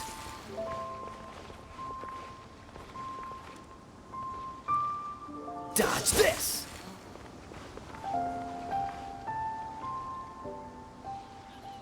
Freeze!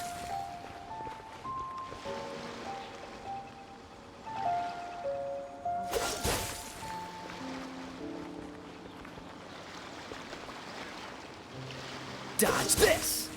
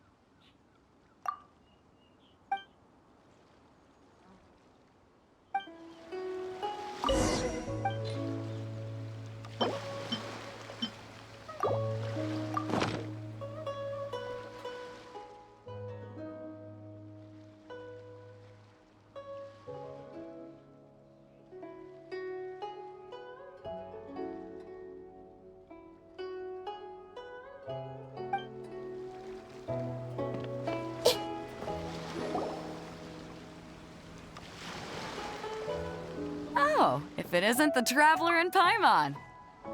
I knew you guys would come. Paimon? What a fascinating being. You two give off not only the essence of wind and earth, but also of... yes, the stars. Huh? The fragrance of what now? That's the weirdest compliment Paimon's ever heard. Pay it no heed.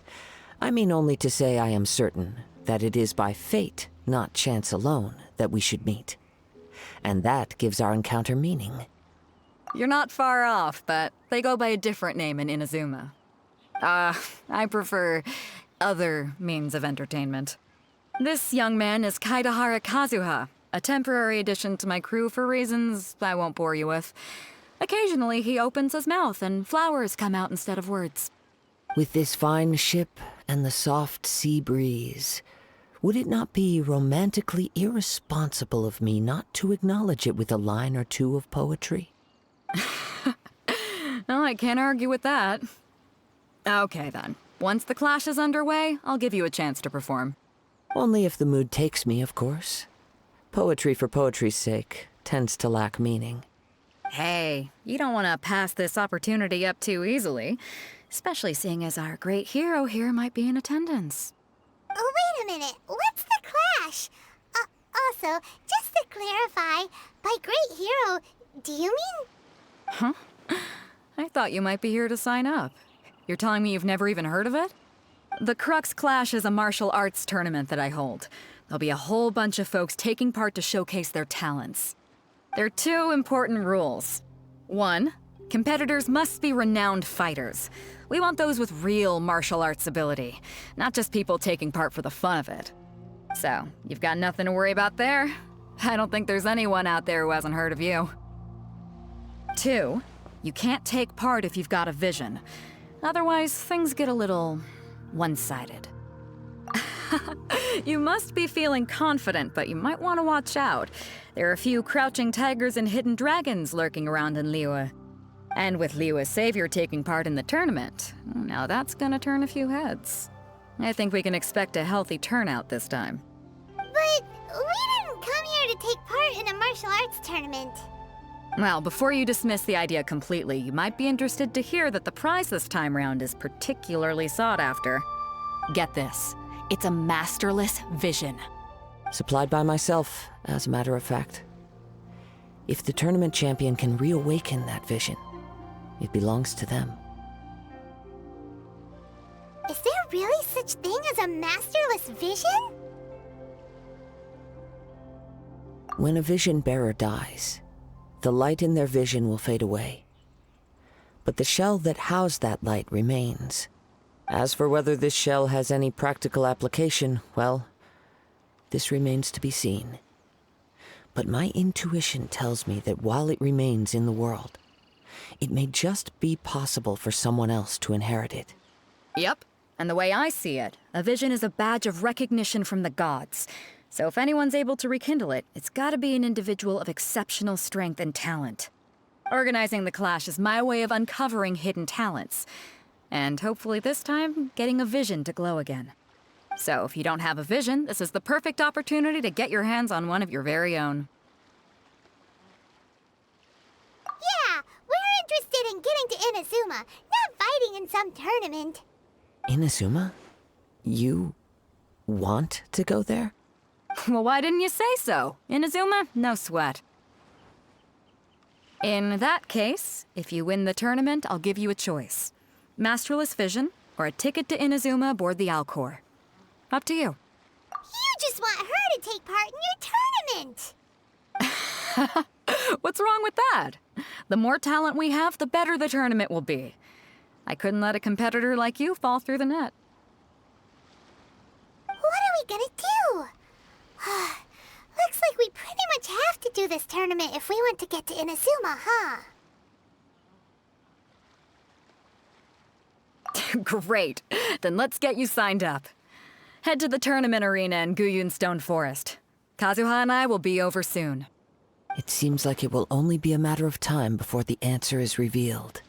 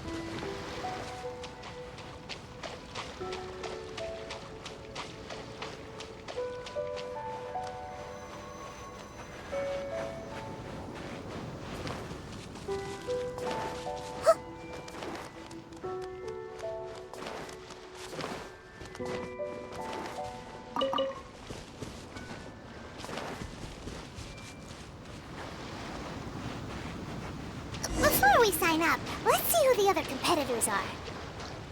Beto said that they had to be renowned fighters. Hello? Are you here to compete in the Crux Clash? You bet I am. Have you put your names down yet? Well, I'd have a look at the entrance criteria if I were you. Then allow just anyone to take part. The Clash is a comprehensive test of fighting ability. Anyone who turns up for show over skill is gonna get their butt handed to them. Nobody wants to see that, right? Yeah, we heard a rule about that. So, Paimon's wondering, are you a renowned fighter? Me? Only a former runner-up in the Chihu Rock Freestyle Combat Summit. Oh yeah. Also, that doesn't sound like the most official tournament out there. What? You... Nonsense. Have you been living under a rock? It's been going on for years. There were plenty of competitors when I took part. Not to mention, I've helped the Millilith catch treasure hoarders before. There were 2 of them trying to escape. I soon sorted them out. They tried to sneak past me under the cover of darkness. They didn't know what hit them. I planted a left hook on the skinnier one's face and sent him flying. Then, the big guy pulled out a knife. I stood my ground, of course. A roundhouse kick sent the blade hurtling into a beam above us. I told you. Unarmed, outnumbered 2 to 1, but I still got the upper hand. I'm not saying I came out completely unscathed, of course, but the fact remains that I did manage to subdue the both of them, and hand them over to the Millilith. I received quite the commendation. Oh yeah. But for us, even 4 or 5 treasure hoarders at a time is all in a day's work. Alright, we're gonna keep looking around. I'll see you in the arena, but I don't plan on losing to a pair of children anytime soon.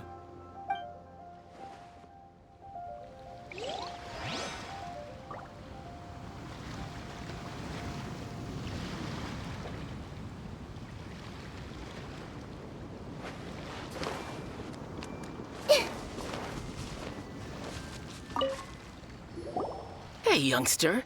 Are you here for the Crux Clash too? If so, seems I found myself another new adversary. So you're also here for the tournament? You better believe it. I wouldn't be here if I didn't think I could walk away as a champion. For me, obtaining a vision is the final and most important piece in the puzzle that is my life. No. It's not about what I want to do. This is about who I want to be. I am looking to become a perfect person. I know how that sounds, but let me explain. I've lived a successful life so far, without any setbacks. I've passed every exam I've ever taken, enjoyed numerous successful business ventures, and seemed to get on with just about everyone socially. In most people's eyes, I am already the very embodiment of the perfect person. Though, of course, I'd never let the praise get to my head. I know I haven't reached perfection yet, because there's one thing I'm still missing. A vision. You have so much self-confidence. That's not important. I have a contact in the Crux fleet who was happy to vouch for me, so they very kindly made special arrangements on my behalf. I've also brought along a bit of an entourage for moral support. It's such a blessing, really, to have so many good friends in my neighborhood. Of course, I also put in a few good days' practice, concentrating mostly on rare and esoteric styles of Kung Fu. As a high achiever by nature, I'm confident I've done enough to guarantee my victory in this tournament. Ha! You don't mince your words, do you? The arena will be the judge. Now then, if you don't mind, I need to finish my pre-competition routine. It's not too long now before you'll get to see me in action.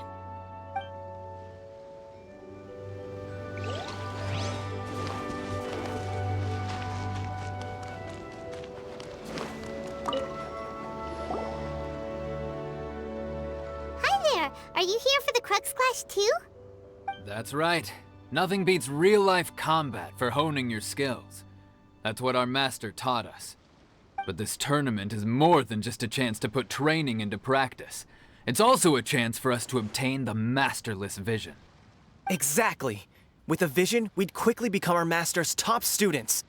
This master of yours must be pretty incredible, huh? Are they someone famous? famous. He's the founder of the Lingshan clan, and his skills are unparalleled. Liang and I are both proud disciples of his. You probably wouldn't have heard of it. It was founded quite recently. The clan is nowhere near as famous as the master himself anyway. He's got to be a grand master or something. He's created many different styles of kung fu, and countless other clans have borrowed extensively from him. To the Lingshan clan, he teaches a special technique known as force dispersal. Force dispersal? It's a type of breathing exercise where you can train yourself to harness the energy around you and neutralize attacks without moving an inch. For example, our master can use it to alter the path of an attacking fist, or change the direction of an incoming stone, all without breaking a sweat. One time, he sent a challenger flying into the air without lifting a finger. It sure is, but it's extremely difficult to cultivate this ability. We've been training for ages and we're still getting to grips with the very basics. There's no way we could use it proficiently yet. We're clearly not that naturally gifted, or we would have at least gotten the gist by now. If we don't start making progress soon, we'll probably run out of money to pay the tuition fees and still have nothing to show for all our training. There's a tuition fee? Of course! This is a Grand Master we're talking about here. He doesn't have time to waste. If you want face-to-face training, you've got to show you're sincere about it. But here we are, having trained under him directly all this time without even a hint of improvement. Master is getting increasingly impatient with us. Recently, though, we heard that a Vision Bearer joined the Guhua clan and made pretty much instant progress in their training. So, if we can get our hands on a Vision too, maybe we can finally make our master proud. Well, we have to try something new. Otherwise, we're stuck in the same situation. Exactly. It can't hurt to try. And if it turns out it does work, the Lingshan clan will go down in history. Folks will come from far and wide. Heck, we could even become the dominant martial arts clan in all of Liyue. See you in the arena.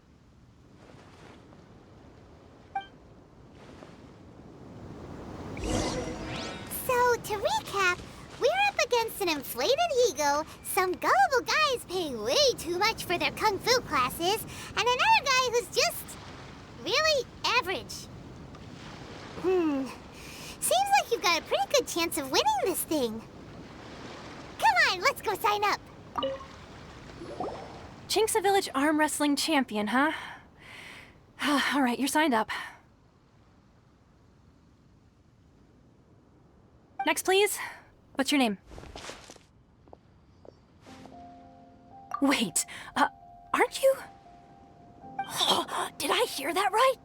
Is it really them? Huh? Aren't they a vision bearer, though? Why are they trying to enter the clash? I have to ask, aren't you the traveler that helped Liyue fight off that ancient god? It's really her! The one that spoke with Lady Kuching at the rite of parting.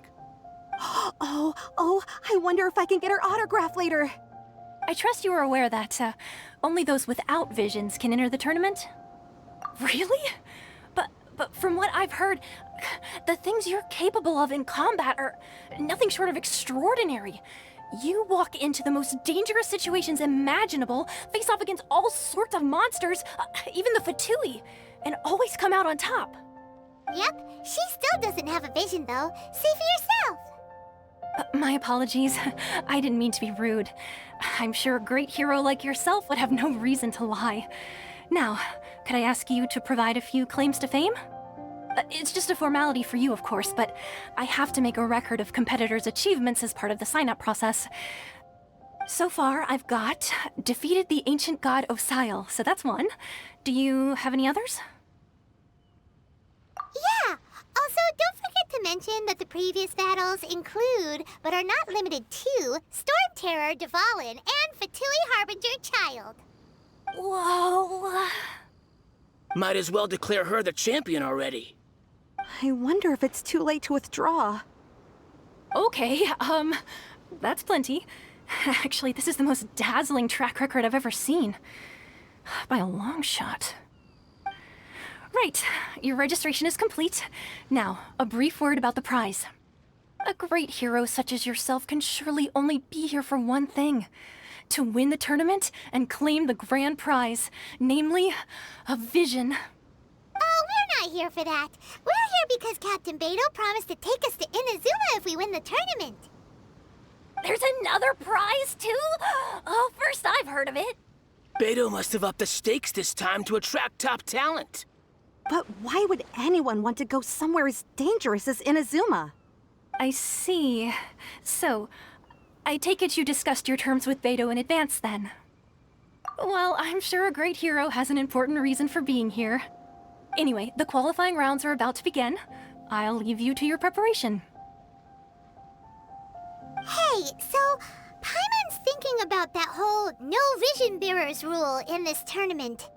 Even though you don't have a vision, most people in Teyvat think that you can't manipulate the elements without one. So Paimon thinks you probably shouldn't use your elemental abilities during the tournament. You know, just to avoid any misunderstandings. In any case, looking at the competition, it should still be pretty easy for you to win, even without using any elements, right? All right, it's showtime! You got this! You seem like you're raring to go. Are you ready to compete? Good. Then please follow me into the arena.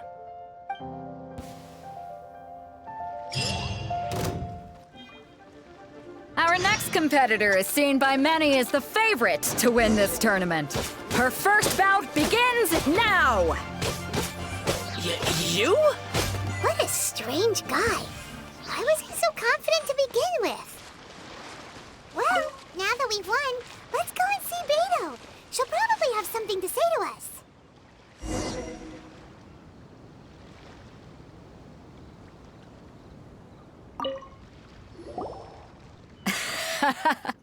I knew I wouldn't regret introducing you as the favorite. So, what do you think, Kazuha? She totally dominated that guy and did it with style, too.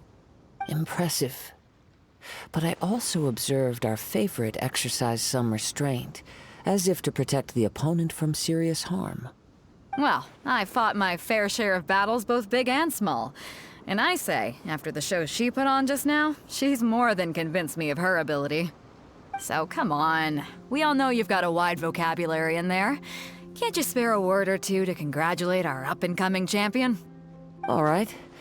Let me think how to aptly phrase these words of praise. You fought well. All right then. I was thinking your inner poet might want to join in the fun, but I guess I shouldn't put you on the spot like that. You know, a lot of competitors came to me saying how surprised they were that Liyue's hero was entering the tournament.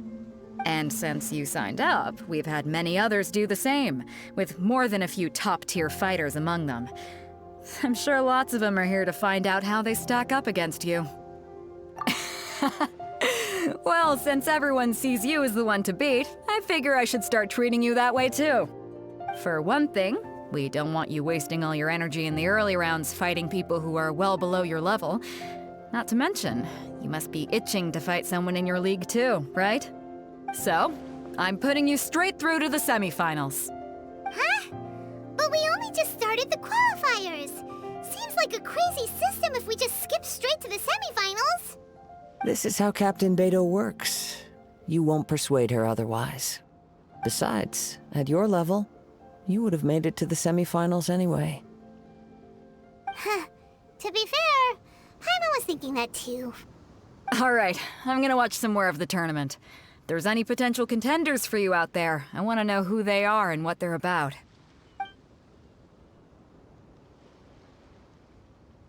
We're finally here, folks. The real show is about to begin. The captain seems to have high hopes for this tournament. I have not seen her so excited in quite some time.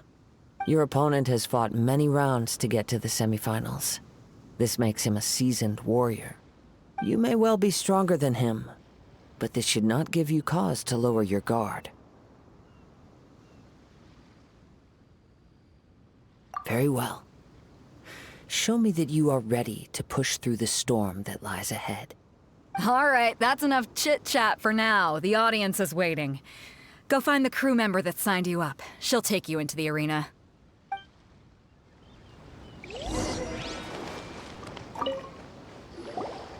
Your opponent in the semifinals is new to the Crux Clash, but he has quickly become the dark horse of the tournament. I do not doubt your abilities, but I would suggest that you make sure you are fully prepared before you begin. Relax. My girl's at the top of her game. She ain't gonna lose. Okay, follow me. At last, the moment we've all been waiting for.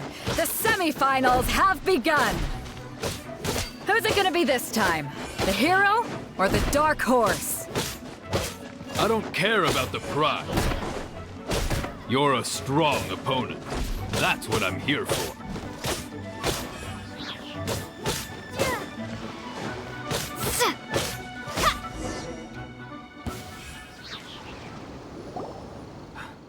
I'm sweating all over. It's a good feeling. Congratulations. I was beaten by the best. I need to train harder. Right. For a moment there, Paimon was a little worried. If you had a vision, you'd definitely be one of the strongest around. I wanted a vision once, when I was a kid. People said that if you're strong enough, you'll have your chance to get one. But mine never came. I lost interest eventually. You can't depend on a vision like you can your own body. I've fought and won against vision bearers before. The power they have was given to them by the gods. I don't envy it. Huh? You mean you didn't sign up to try and get your hands on that masterless vision? No, I didn't.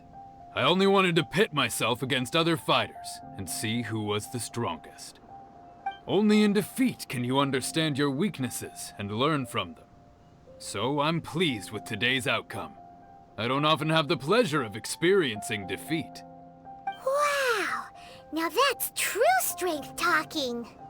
If you have the chance in the future, please come and spar with me again. I will be stronger next time. By the way, do you know who else made it into the finals? Is it gonna be someone even tougher than you? Whether they'll be as tough as me, I don't know. But what I have heard is that they're extremely quick. So don't get too cocky. There he goes. Maybe we should ask around, see what we can find out about our opponent in the final round. Paimon thinks we might need to up our game a little. Ah, it's you! I watched your match. What a stunning performance. I myself was eliminated in the third round. Shame. If only I could have advanced one more round. Maybe next time, huh? By the way, do you happen to know who else advanced to the final round? Why, yes. He's the same one who defeated me. He is a formidable opponent, quick on his feet and swift to take advantage of his opponent's missteps. I faltered for but a brief moment, but before I knew it, he had me on the floor. Given my stature, I have no fear of squaring off with physically strong opponents. But faced with a nimble, agile opponent such as him, I found myself completely out of my league. Still, I'm sure he'll be no match for you. Hey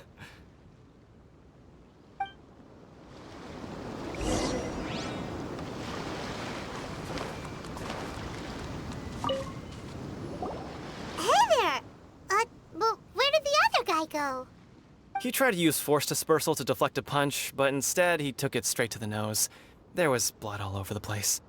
His opponent was pretty freaked out by it. He kept asking him, "Why didn't you dodge?"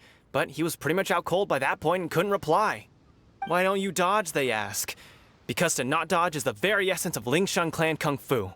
It's just that he hadn't quite mastered it yet. Don't even get me started. I spent all my energy helping him get from here to the boat to take him back to the harbor. But by the time I got back, my scheduled match time had already passed and I had to forfeit. I don't dare tell my master about this, otherwise I'd never hear the end of it. Sorry, I shouldn't be complaining in front of you like this. I'm afraid I'm still a bit out of sorts at the moment, so I probably won't be able to help you with whatever you were here to ask me about. Oh, all right then. Hope your buddy makes a swift recovery. Hang in there. Thanks, I'll do my best.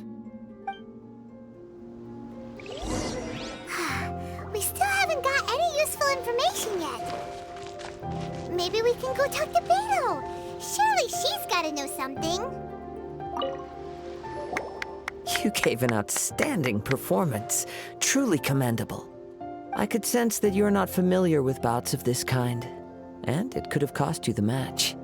But you were quick to adapt, and managed to claim victory over your opponent. That is a most invaluable skill. In fact, I discerned this not from what I saw, but what I heard. The ground beneath your feet, and the pattern of your breathing. But it is nothing remarkable, for I discerned nothing more than Captain Beto did. He's right. But in my case, I was purely relying on previous experience. I guess not using your elemental powers must be quite new for you, huh? We wanted to ask about who our opponent will be in the final round. Do you think they'll be stronger than the one we faced in the semifinals? Not exactly. Contenders that reach the finals aren't necessarily stronger. They tend to have something unique about their style.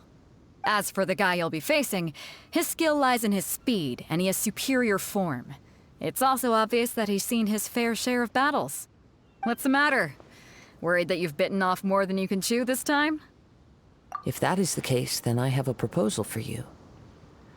Let's go somewhere a little quieter, shall we? I haven't properly introduced myself yet. In the land of Inazuma, I was a wandering samurai. Yeah, we could tell that from your getup. But at the same time, when you talk, you don't really sound like someone who's used to waving a sword around. It is true that I am versed both in literary and martial traditions. But on the straggling path of a wandering samurai, is there harm in acquiring a surplus skill? I do not mean to flaunt my martial prowess, but I myself have witnessed reputable fighters hailing from across the lands. I do possess some knowledge regarding your opponent's particular skill set. Given your talents, a few hints from me will be all that's necessary to bring your opponent down. Hang on. Don't you think you're bending the rules a bit there? Gathering intelligence is an essential part of any duel. You must know your enemy. Besides, our favorite here has fought many battles on their journey from Mondstadt. Such impressive feats require more than just bravery alone. You betcha! Wait a second. We never told you that we've been to Mondstadt. Does one not leave a trail when traveling through the wild? In return, nature also leaves its traces upon you.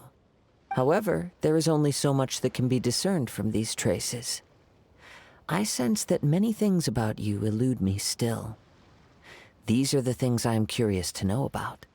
Come with me. Some post-match entertainment is in order.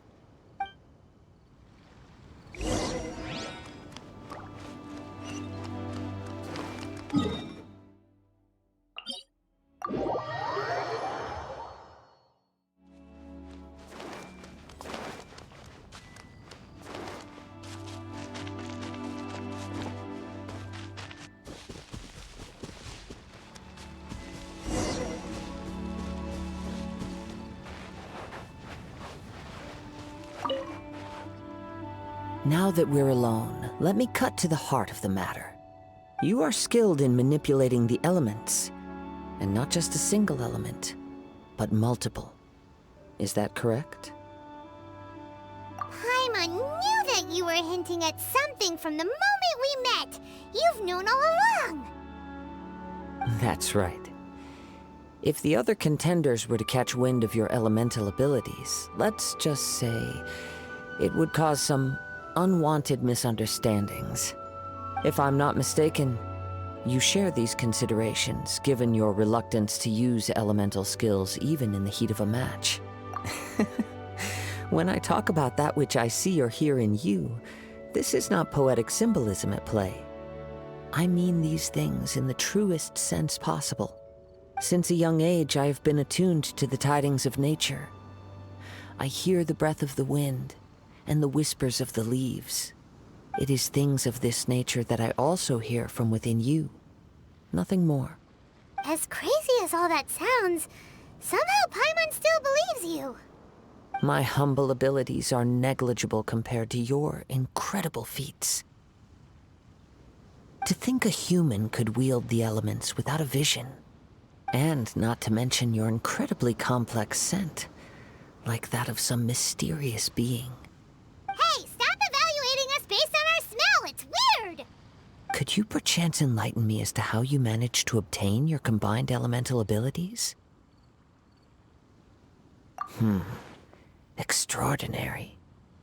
So then, might I be so bold as to inquire how exactly it is that you learned to channel elemental energy? It's nothing really. Paimon just told her whatever came to mind. It's been a long journey, and many things have happened along the way. Somehow, she just naturally learned to use the elements through it all. Honestly, even Paimon doesn't understand how it all works. Perhaps such unfathomable things are the essence of the gods and the visions they grant. However, I still wish to have the honor of seeing how you wield the elements. Perhaps it may yet reveal something to me. Of course, I too shall share with you all that I've learned. That will make it a fair exchange. Now then, let's test your skills, shall we?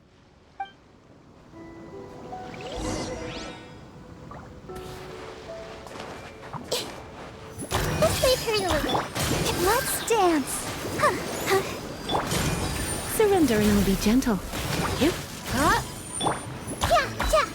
Committed to memory, sharing my knowledge.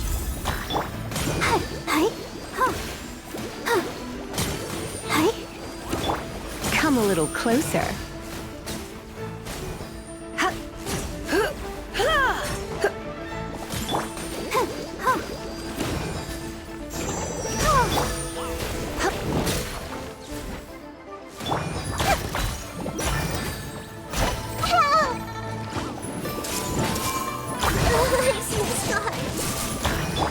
I'll protect us. Eat this! Yeah, let's leave her a little.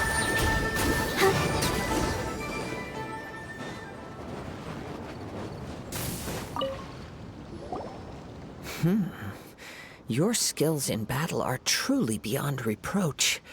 Even with your opponent's speed, he shouldn't be able to overwhelm you.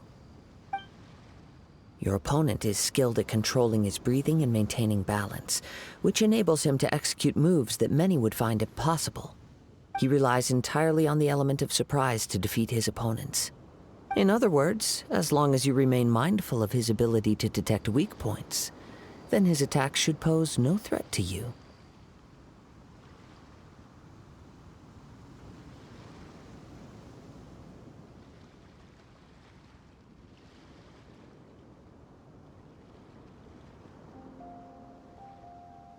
Please, save your thanks. If anything, I should be thanking you for the opportunity to witness your command of the elements that defies all known principles. The world is a truly mysterious place, it seems, and one will always encounter that which is still unknown. You seem kind of obsessed with visions, but don't you already have your own? Why are you so intent on exploring the connection between visions and the elements? I desire to know what meaning visions have to the gods, and what influences the gods' decision to grant humans these visions. My apologies. You must be completely in the dark regarding such matters. For allowing me the honor of witnessing your mystical ways, I am willing to... So that's what you're curious about? Then allow me to tell you more. As you well know, a vision hunt decree is currently underway in Inazuma. Visions are a gift bestowed by the divine. People that have accepted this gift are now having their visions confiscated inexplicably, sometimes in circumstances that leave their original recipients dead. In the outset, supposing each of the 7 archons had their criteria for granting visions to living beings, then does the current Electro Archon now doubt these criteria, or even the act in and of itself? Not to mention, with no new Electro visions having been granted for such a long time, it would seem that we can infer something of the Raiden Shogun's feelings on the matter. She sounds less like an Archon and more like a tyrant. As far as I know, she is an Archon that pursues eternity. She will relentlessly carry out her will with no regard to what others may think or feel. Liyue's contracts are meant to benefit all who reside within Liyue. But what does Inazuma's pursuit of eternity bring to its people? It goes without saying that the people locked within Inazuma do not fare well these days. Sounds a lot like something the god you encountered in the beginning would do. Oh? Have you encountered the Electro Archon before? With time, we will change. But the Shogun will remain the same. If you wish to find her, she will forever be there. There will come a day when I too shall wish to understand the answers to eternity from her. Ah, the time for your match is approaching. Oh, right! We got so distracted talking about Inazuma that Paimon forgot all about the tournament! If you have no other matters to attend to, then we can return together. Very well, let's go. I wish to see who will obtain the vision.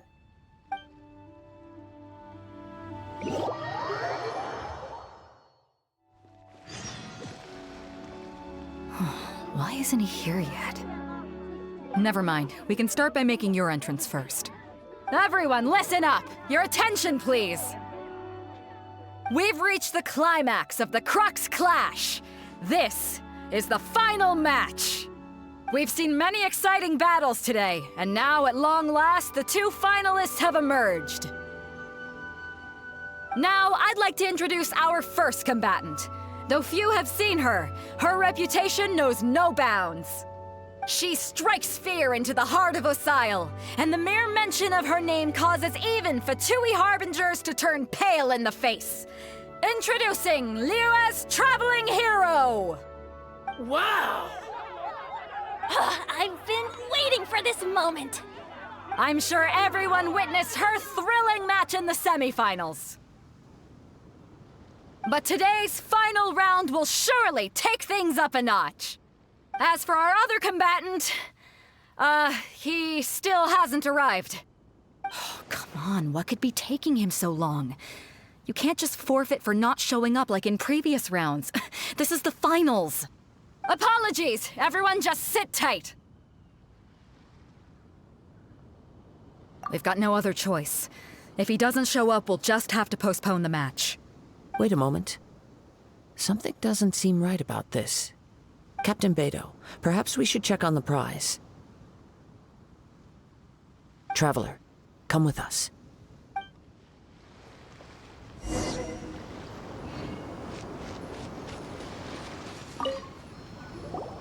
Let me see.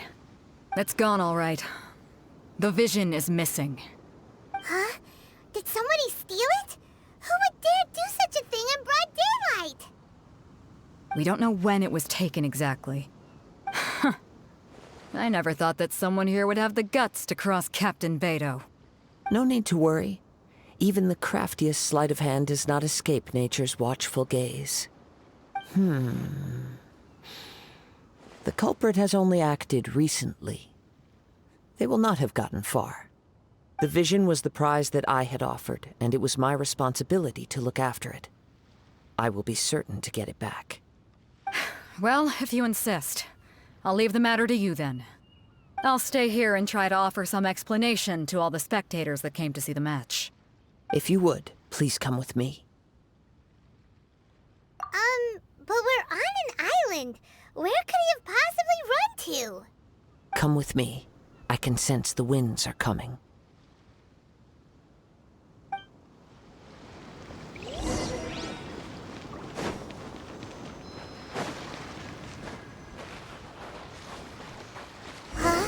A wind current?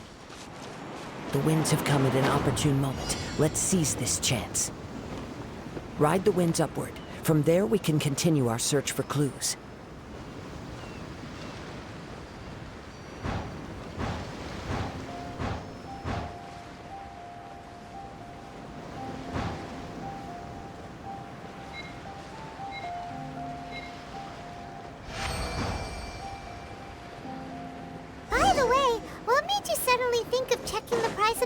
first place? I heard it the moment it was stolen. Well, then why didn't you stop him? You'll see, shortly. The winds are guiding us forward. The culprit is on the opposite shore now. You can hear that too? What does it sound like? Hubris. This way. Follow me. There may be an ambush waiting for us up ahead, but I trust that you are well prepared for such a scenario.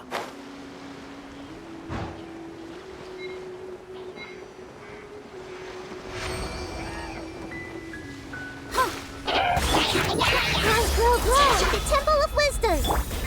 Let the show begin.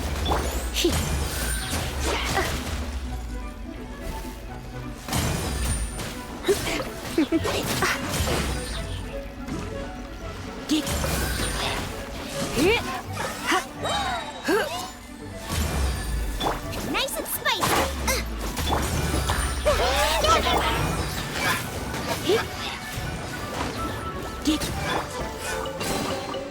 Find anything you like?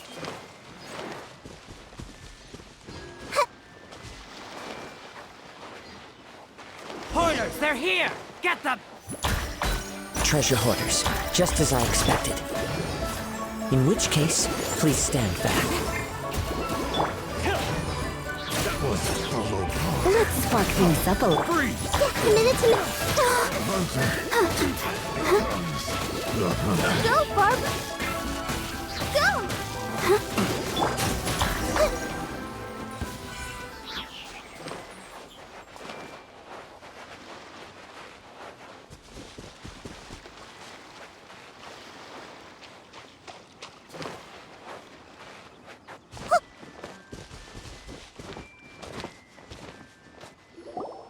You caught up with me?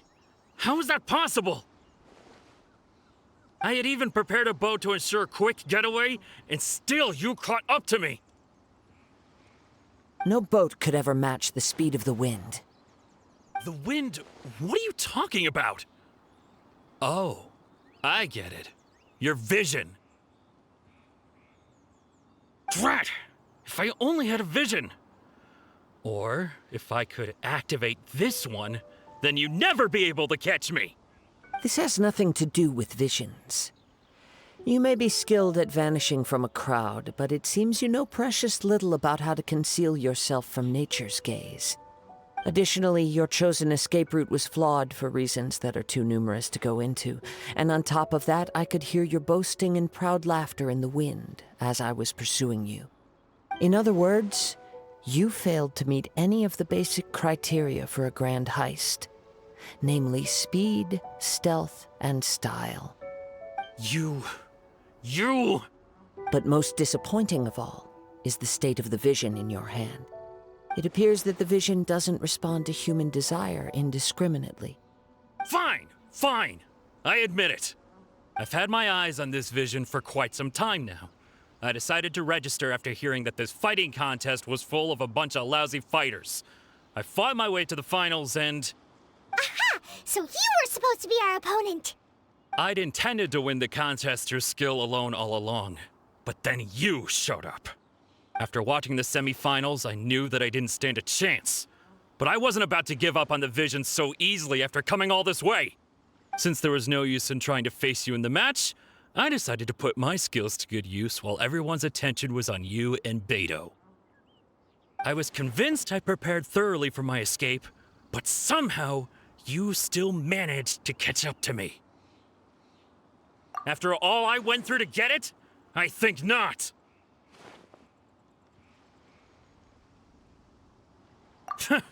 I know an empty threat when I hear one. Fine. But you'd better mean it. It didn't activate once I took it anyway. It's nothing but a useless shell to me. You know, according to the laws of the sea, the penalty for stealing is breaking the culprit's arms. Huh? You're not serious, are you? Not to mention that the item you stole was a prize. You didn't show up for the final match, and you damaged the reputation of the captain of the Crux fleet. It seems that it would be only fair to brand the word thief on your forehead with a hot iron. Whoa, we don't need to go that far, do we? I never would have guessed you could be so cruel. If this is where talking gets me, then forget it. I'll risk a fight. What are you trying to do? Yeah.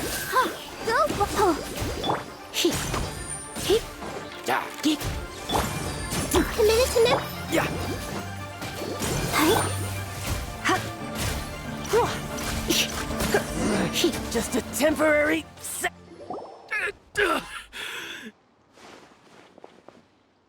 No, no.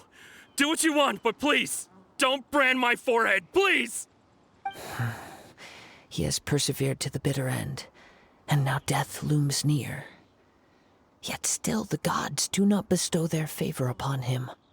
Put down the vision and leave. I've changed my mind. No further punishment for you. Huh? What's wrong? Are you asking for more punishment? It's up to you. Such willingness is commendable, and fits the way of the samurai. No need for that. Thank you for releasing me. You truly are generous. Huh? Paimon doesn't get it. Were you just trying to scare him? I take no pleasure in frightening others. I was just testing all possibilities while the vision remained in his hands. When people are forced into a corner, that is when their greatest strength will appear. I thought it may be an opportunity for him to awaken the vision. But unfortunately, nothing happened. Yes. I wanted to know whether it were possible for an extinguished vision to be reawakened. From the moment he stole the vision, I decided to use him for this experiment. I've tried many other methods in the past, though few tales tell of a masterless vision reawakening. After seeing you command multiple elements, I figured that nothing is impossible. Come, why don't you give it a try? Let's see if you can give me the answer I'm hoping for. The vision didn't seem to respond at all. I see. So you are also unable to rekindle the vision. No matter. This was expected. I suppose this vision is still mine to take for now. Yeah, what's the story behind this vision anyway? The story begins with an old friend. He was once a good friend of mine. One day he asked me about a sword art of which he had heard, the Musono Hitotachi. I told him it can only be witnessed when divine punishment is administered. It is the pinnacle of the Raiden Shogun's skill, a symbol of ultimate power. But he replied, there must be one who can withstand it. There will always be those who dare to brave the lightning's glow. Then, the Vision Hunt decree arrived. People's aspirations were stripped away as the Raiden Shogun began to construct her ideal of eternity. While I was fleeing from place to place, I heard that my friend had challenged the Vision Hunters to a duel before the throne. A solemn yet brutal challenge. The defeated face divine punishment, while the victors gain a second chance. Perhaps he thought he of all people should make a stand. Coming face to face with the Musono Hitotachi was all that he truly desired, after all. When I arrived at Tenshukaku, the duel was over. I heard his sentence of divine punishment, his severed blade hitting the ground. Perhaps that was the glory he had yearned to witness. In his last moments, what expression was on his face? Before I knew it, I had stepped forward and snatched the dying vision and was running from the scene. All I knew was that I mustn't let his hope, which burned so brightly, become buried among the ice-cold statue of a god. Perhaps one day, I may come to find that all I have done is meaningless. But as a wandering samurai, I find meaning in traveling and the sprawling beauty of nature that lies along the way, while still retaining the warrior way in my heart. It's just another way of saying I do as I please. All right then, it's time we returned. Allow me to gather the wind for us once more.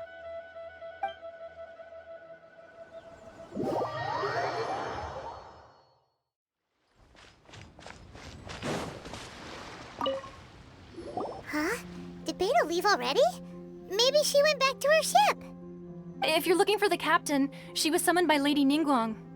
It seems that the Crux clash got out of hand this time and has attracted her attention.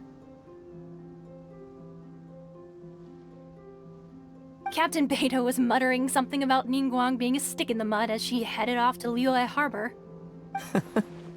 It's not unusual for those two to be at odds with one another. But still, Captain Beto was disappointed she didn't get to witness the crowning of the new champion. She had been looking forward to it for quite some time. The one who stole the vision was originally to be this hero's opponent in the final round. He knew he stood no chance of winning the match, thus the wicked idea of stealing the prize took hold in his mind. In which case, the Crux clash comes to a clear-cut conclusion. Huh? So that's what happened? If that's the case, then the rules stipulate that he is disqualified, and our hero here is the champion. Paimon thought we'd win and all, but not like this. It doesn't matter. As the saying goes, honor given is honor deserved. Now, let me go prepare the champion's medal to award you. Yes, I believe so. Though Captain Beto is no longer present here, I'll be sure she receives word of it. She is a woman of her word.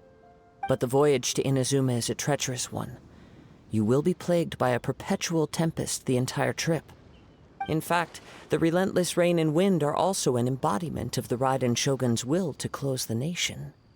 Hold on a second. You're saying she can change the weather just with the power of her mind? Let us not forget that this is one of the 7 Archons. If Liyue's Morax could form Guyun's stone forest by casting down his stone spears, then it should come as no great surprise that the Raiden Shogun is capable of summoning an eternal tempest.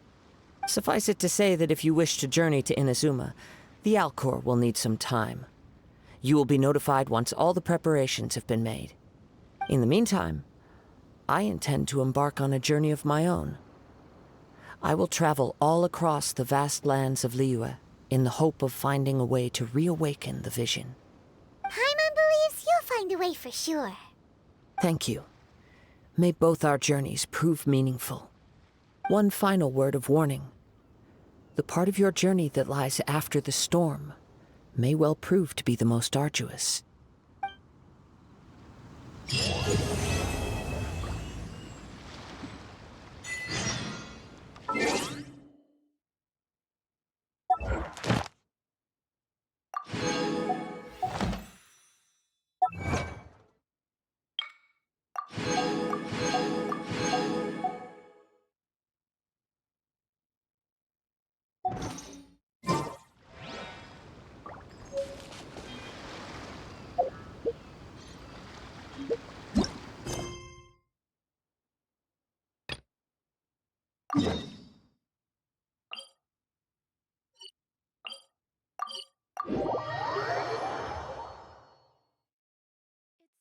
Time for afternoon tea.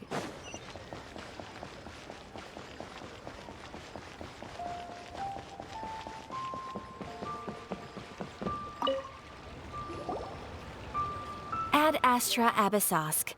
What can I do for you, traveler? Ah, yes. I've heard that you've already made arrangements with the captain of the Crux fleet regarding your passage to Inazuma. Is that correct?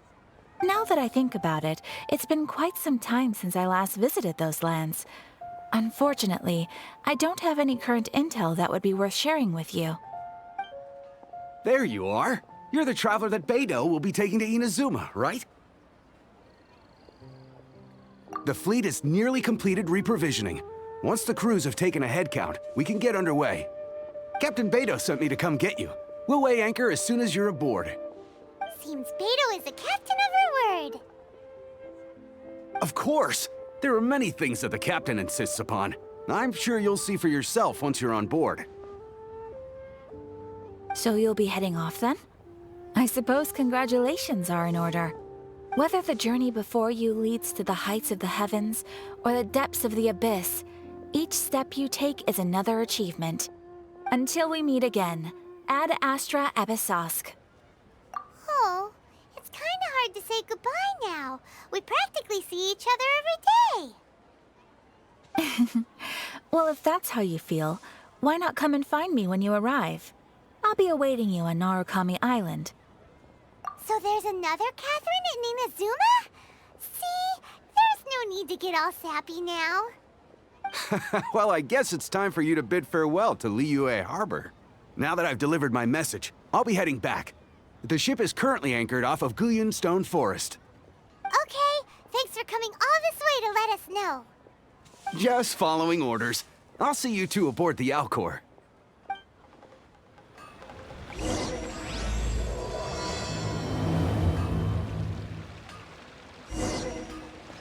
Ad Astra...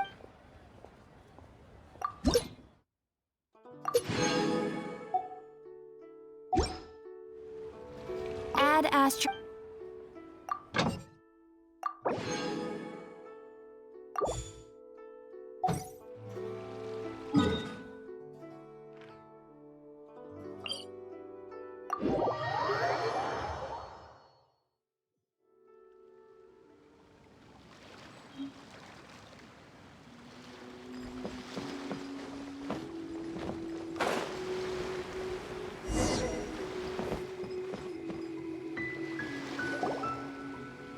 Ah, you finally made it. All these years, come rain or storm, the Crux fleet has never suffered a delay. If it were anyone else, I might have set sail already.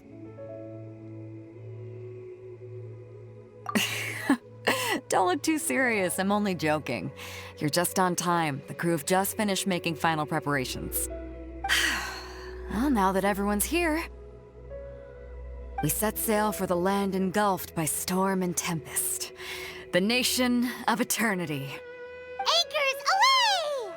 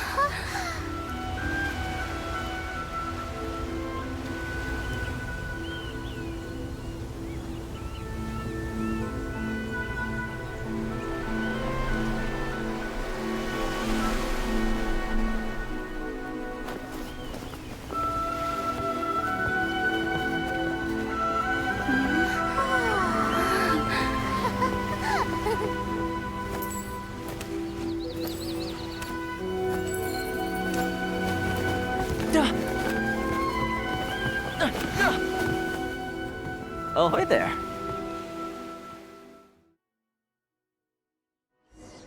What? So, you finally made it. You sure kept me waiting, Captain. And it appears we have a couple of stowaways. Or perhaps I should say, honored guests. Shush! You can blame your almighty Shogun. The tempests around Inazuma have been growing all the more fierce lately. Though the fleet was fully up to the challenge, the inclement weather still caused some delay. Now then, let me introduce everyone. This is Toma, a trade partner that I've gotten to know recently.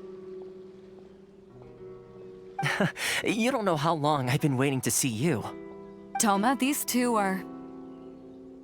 Oh, no need for introductions. Their reputation precedes them. It seems even the stormy seas can't keep rumors of these Outlanders' sterling deeds at bay.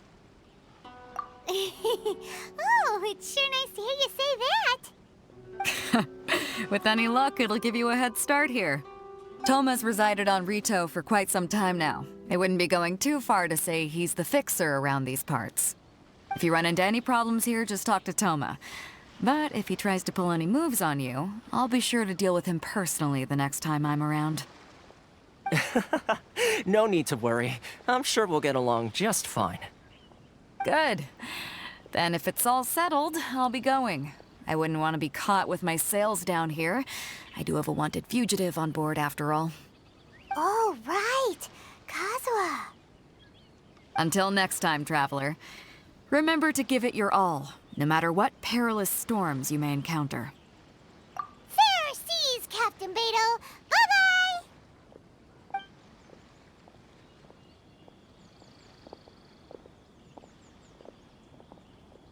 Now then, first things first. We need to go get you registered at the border checkpoint. Paimon thought we were supposed to be keeping things on the down low. Are we just gonna walk into the government's hands? Don't underestimate the reaches of the Sakoku Decree. You wouldn't be able to avoid inspection even if you tried. So we have to play by the rules, even if we're kind of bending them.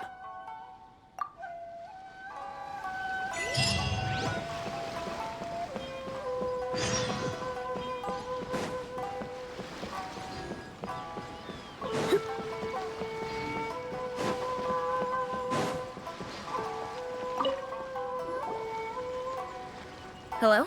Please state your name, identity, and the purpose of your visit. Oh, except you, Toma. You must be new here. Excuse me? Please provide the information requested and also declare any goods you are carrying with you. Currently, only members of the International Trade Association are authorized to engage in the import and export of goods. Do you have your trader's permits?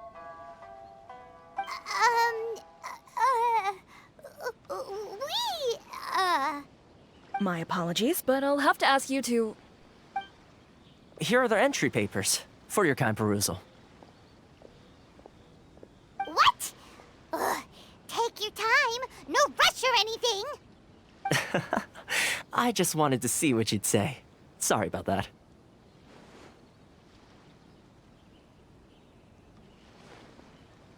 I see. Okay.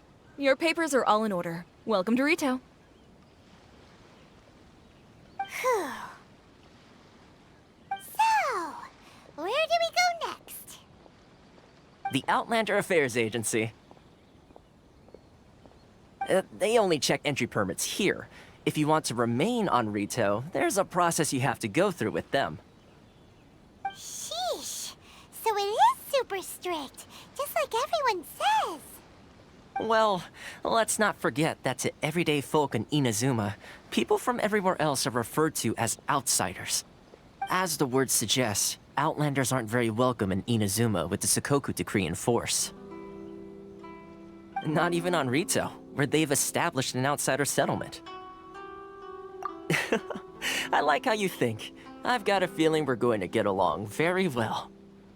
Now, let's head over to the Outlander Affairs Agency.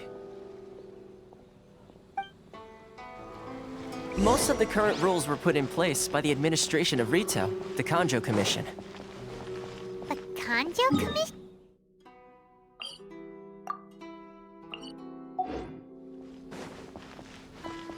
Yes, one branch of the Tri-Commission of Inazuma, responsible for growing and managing the nation's wealth. You really haven't heard of it before?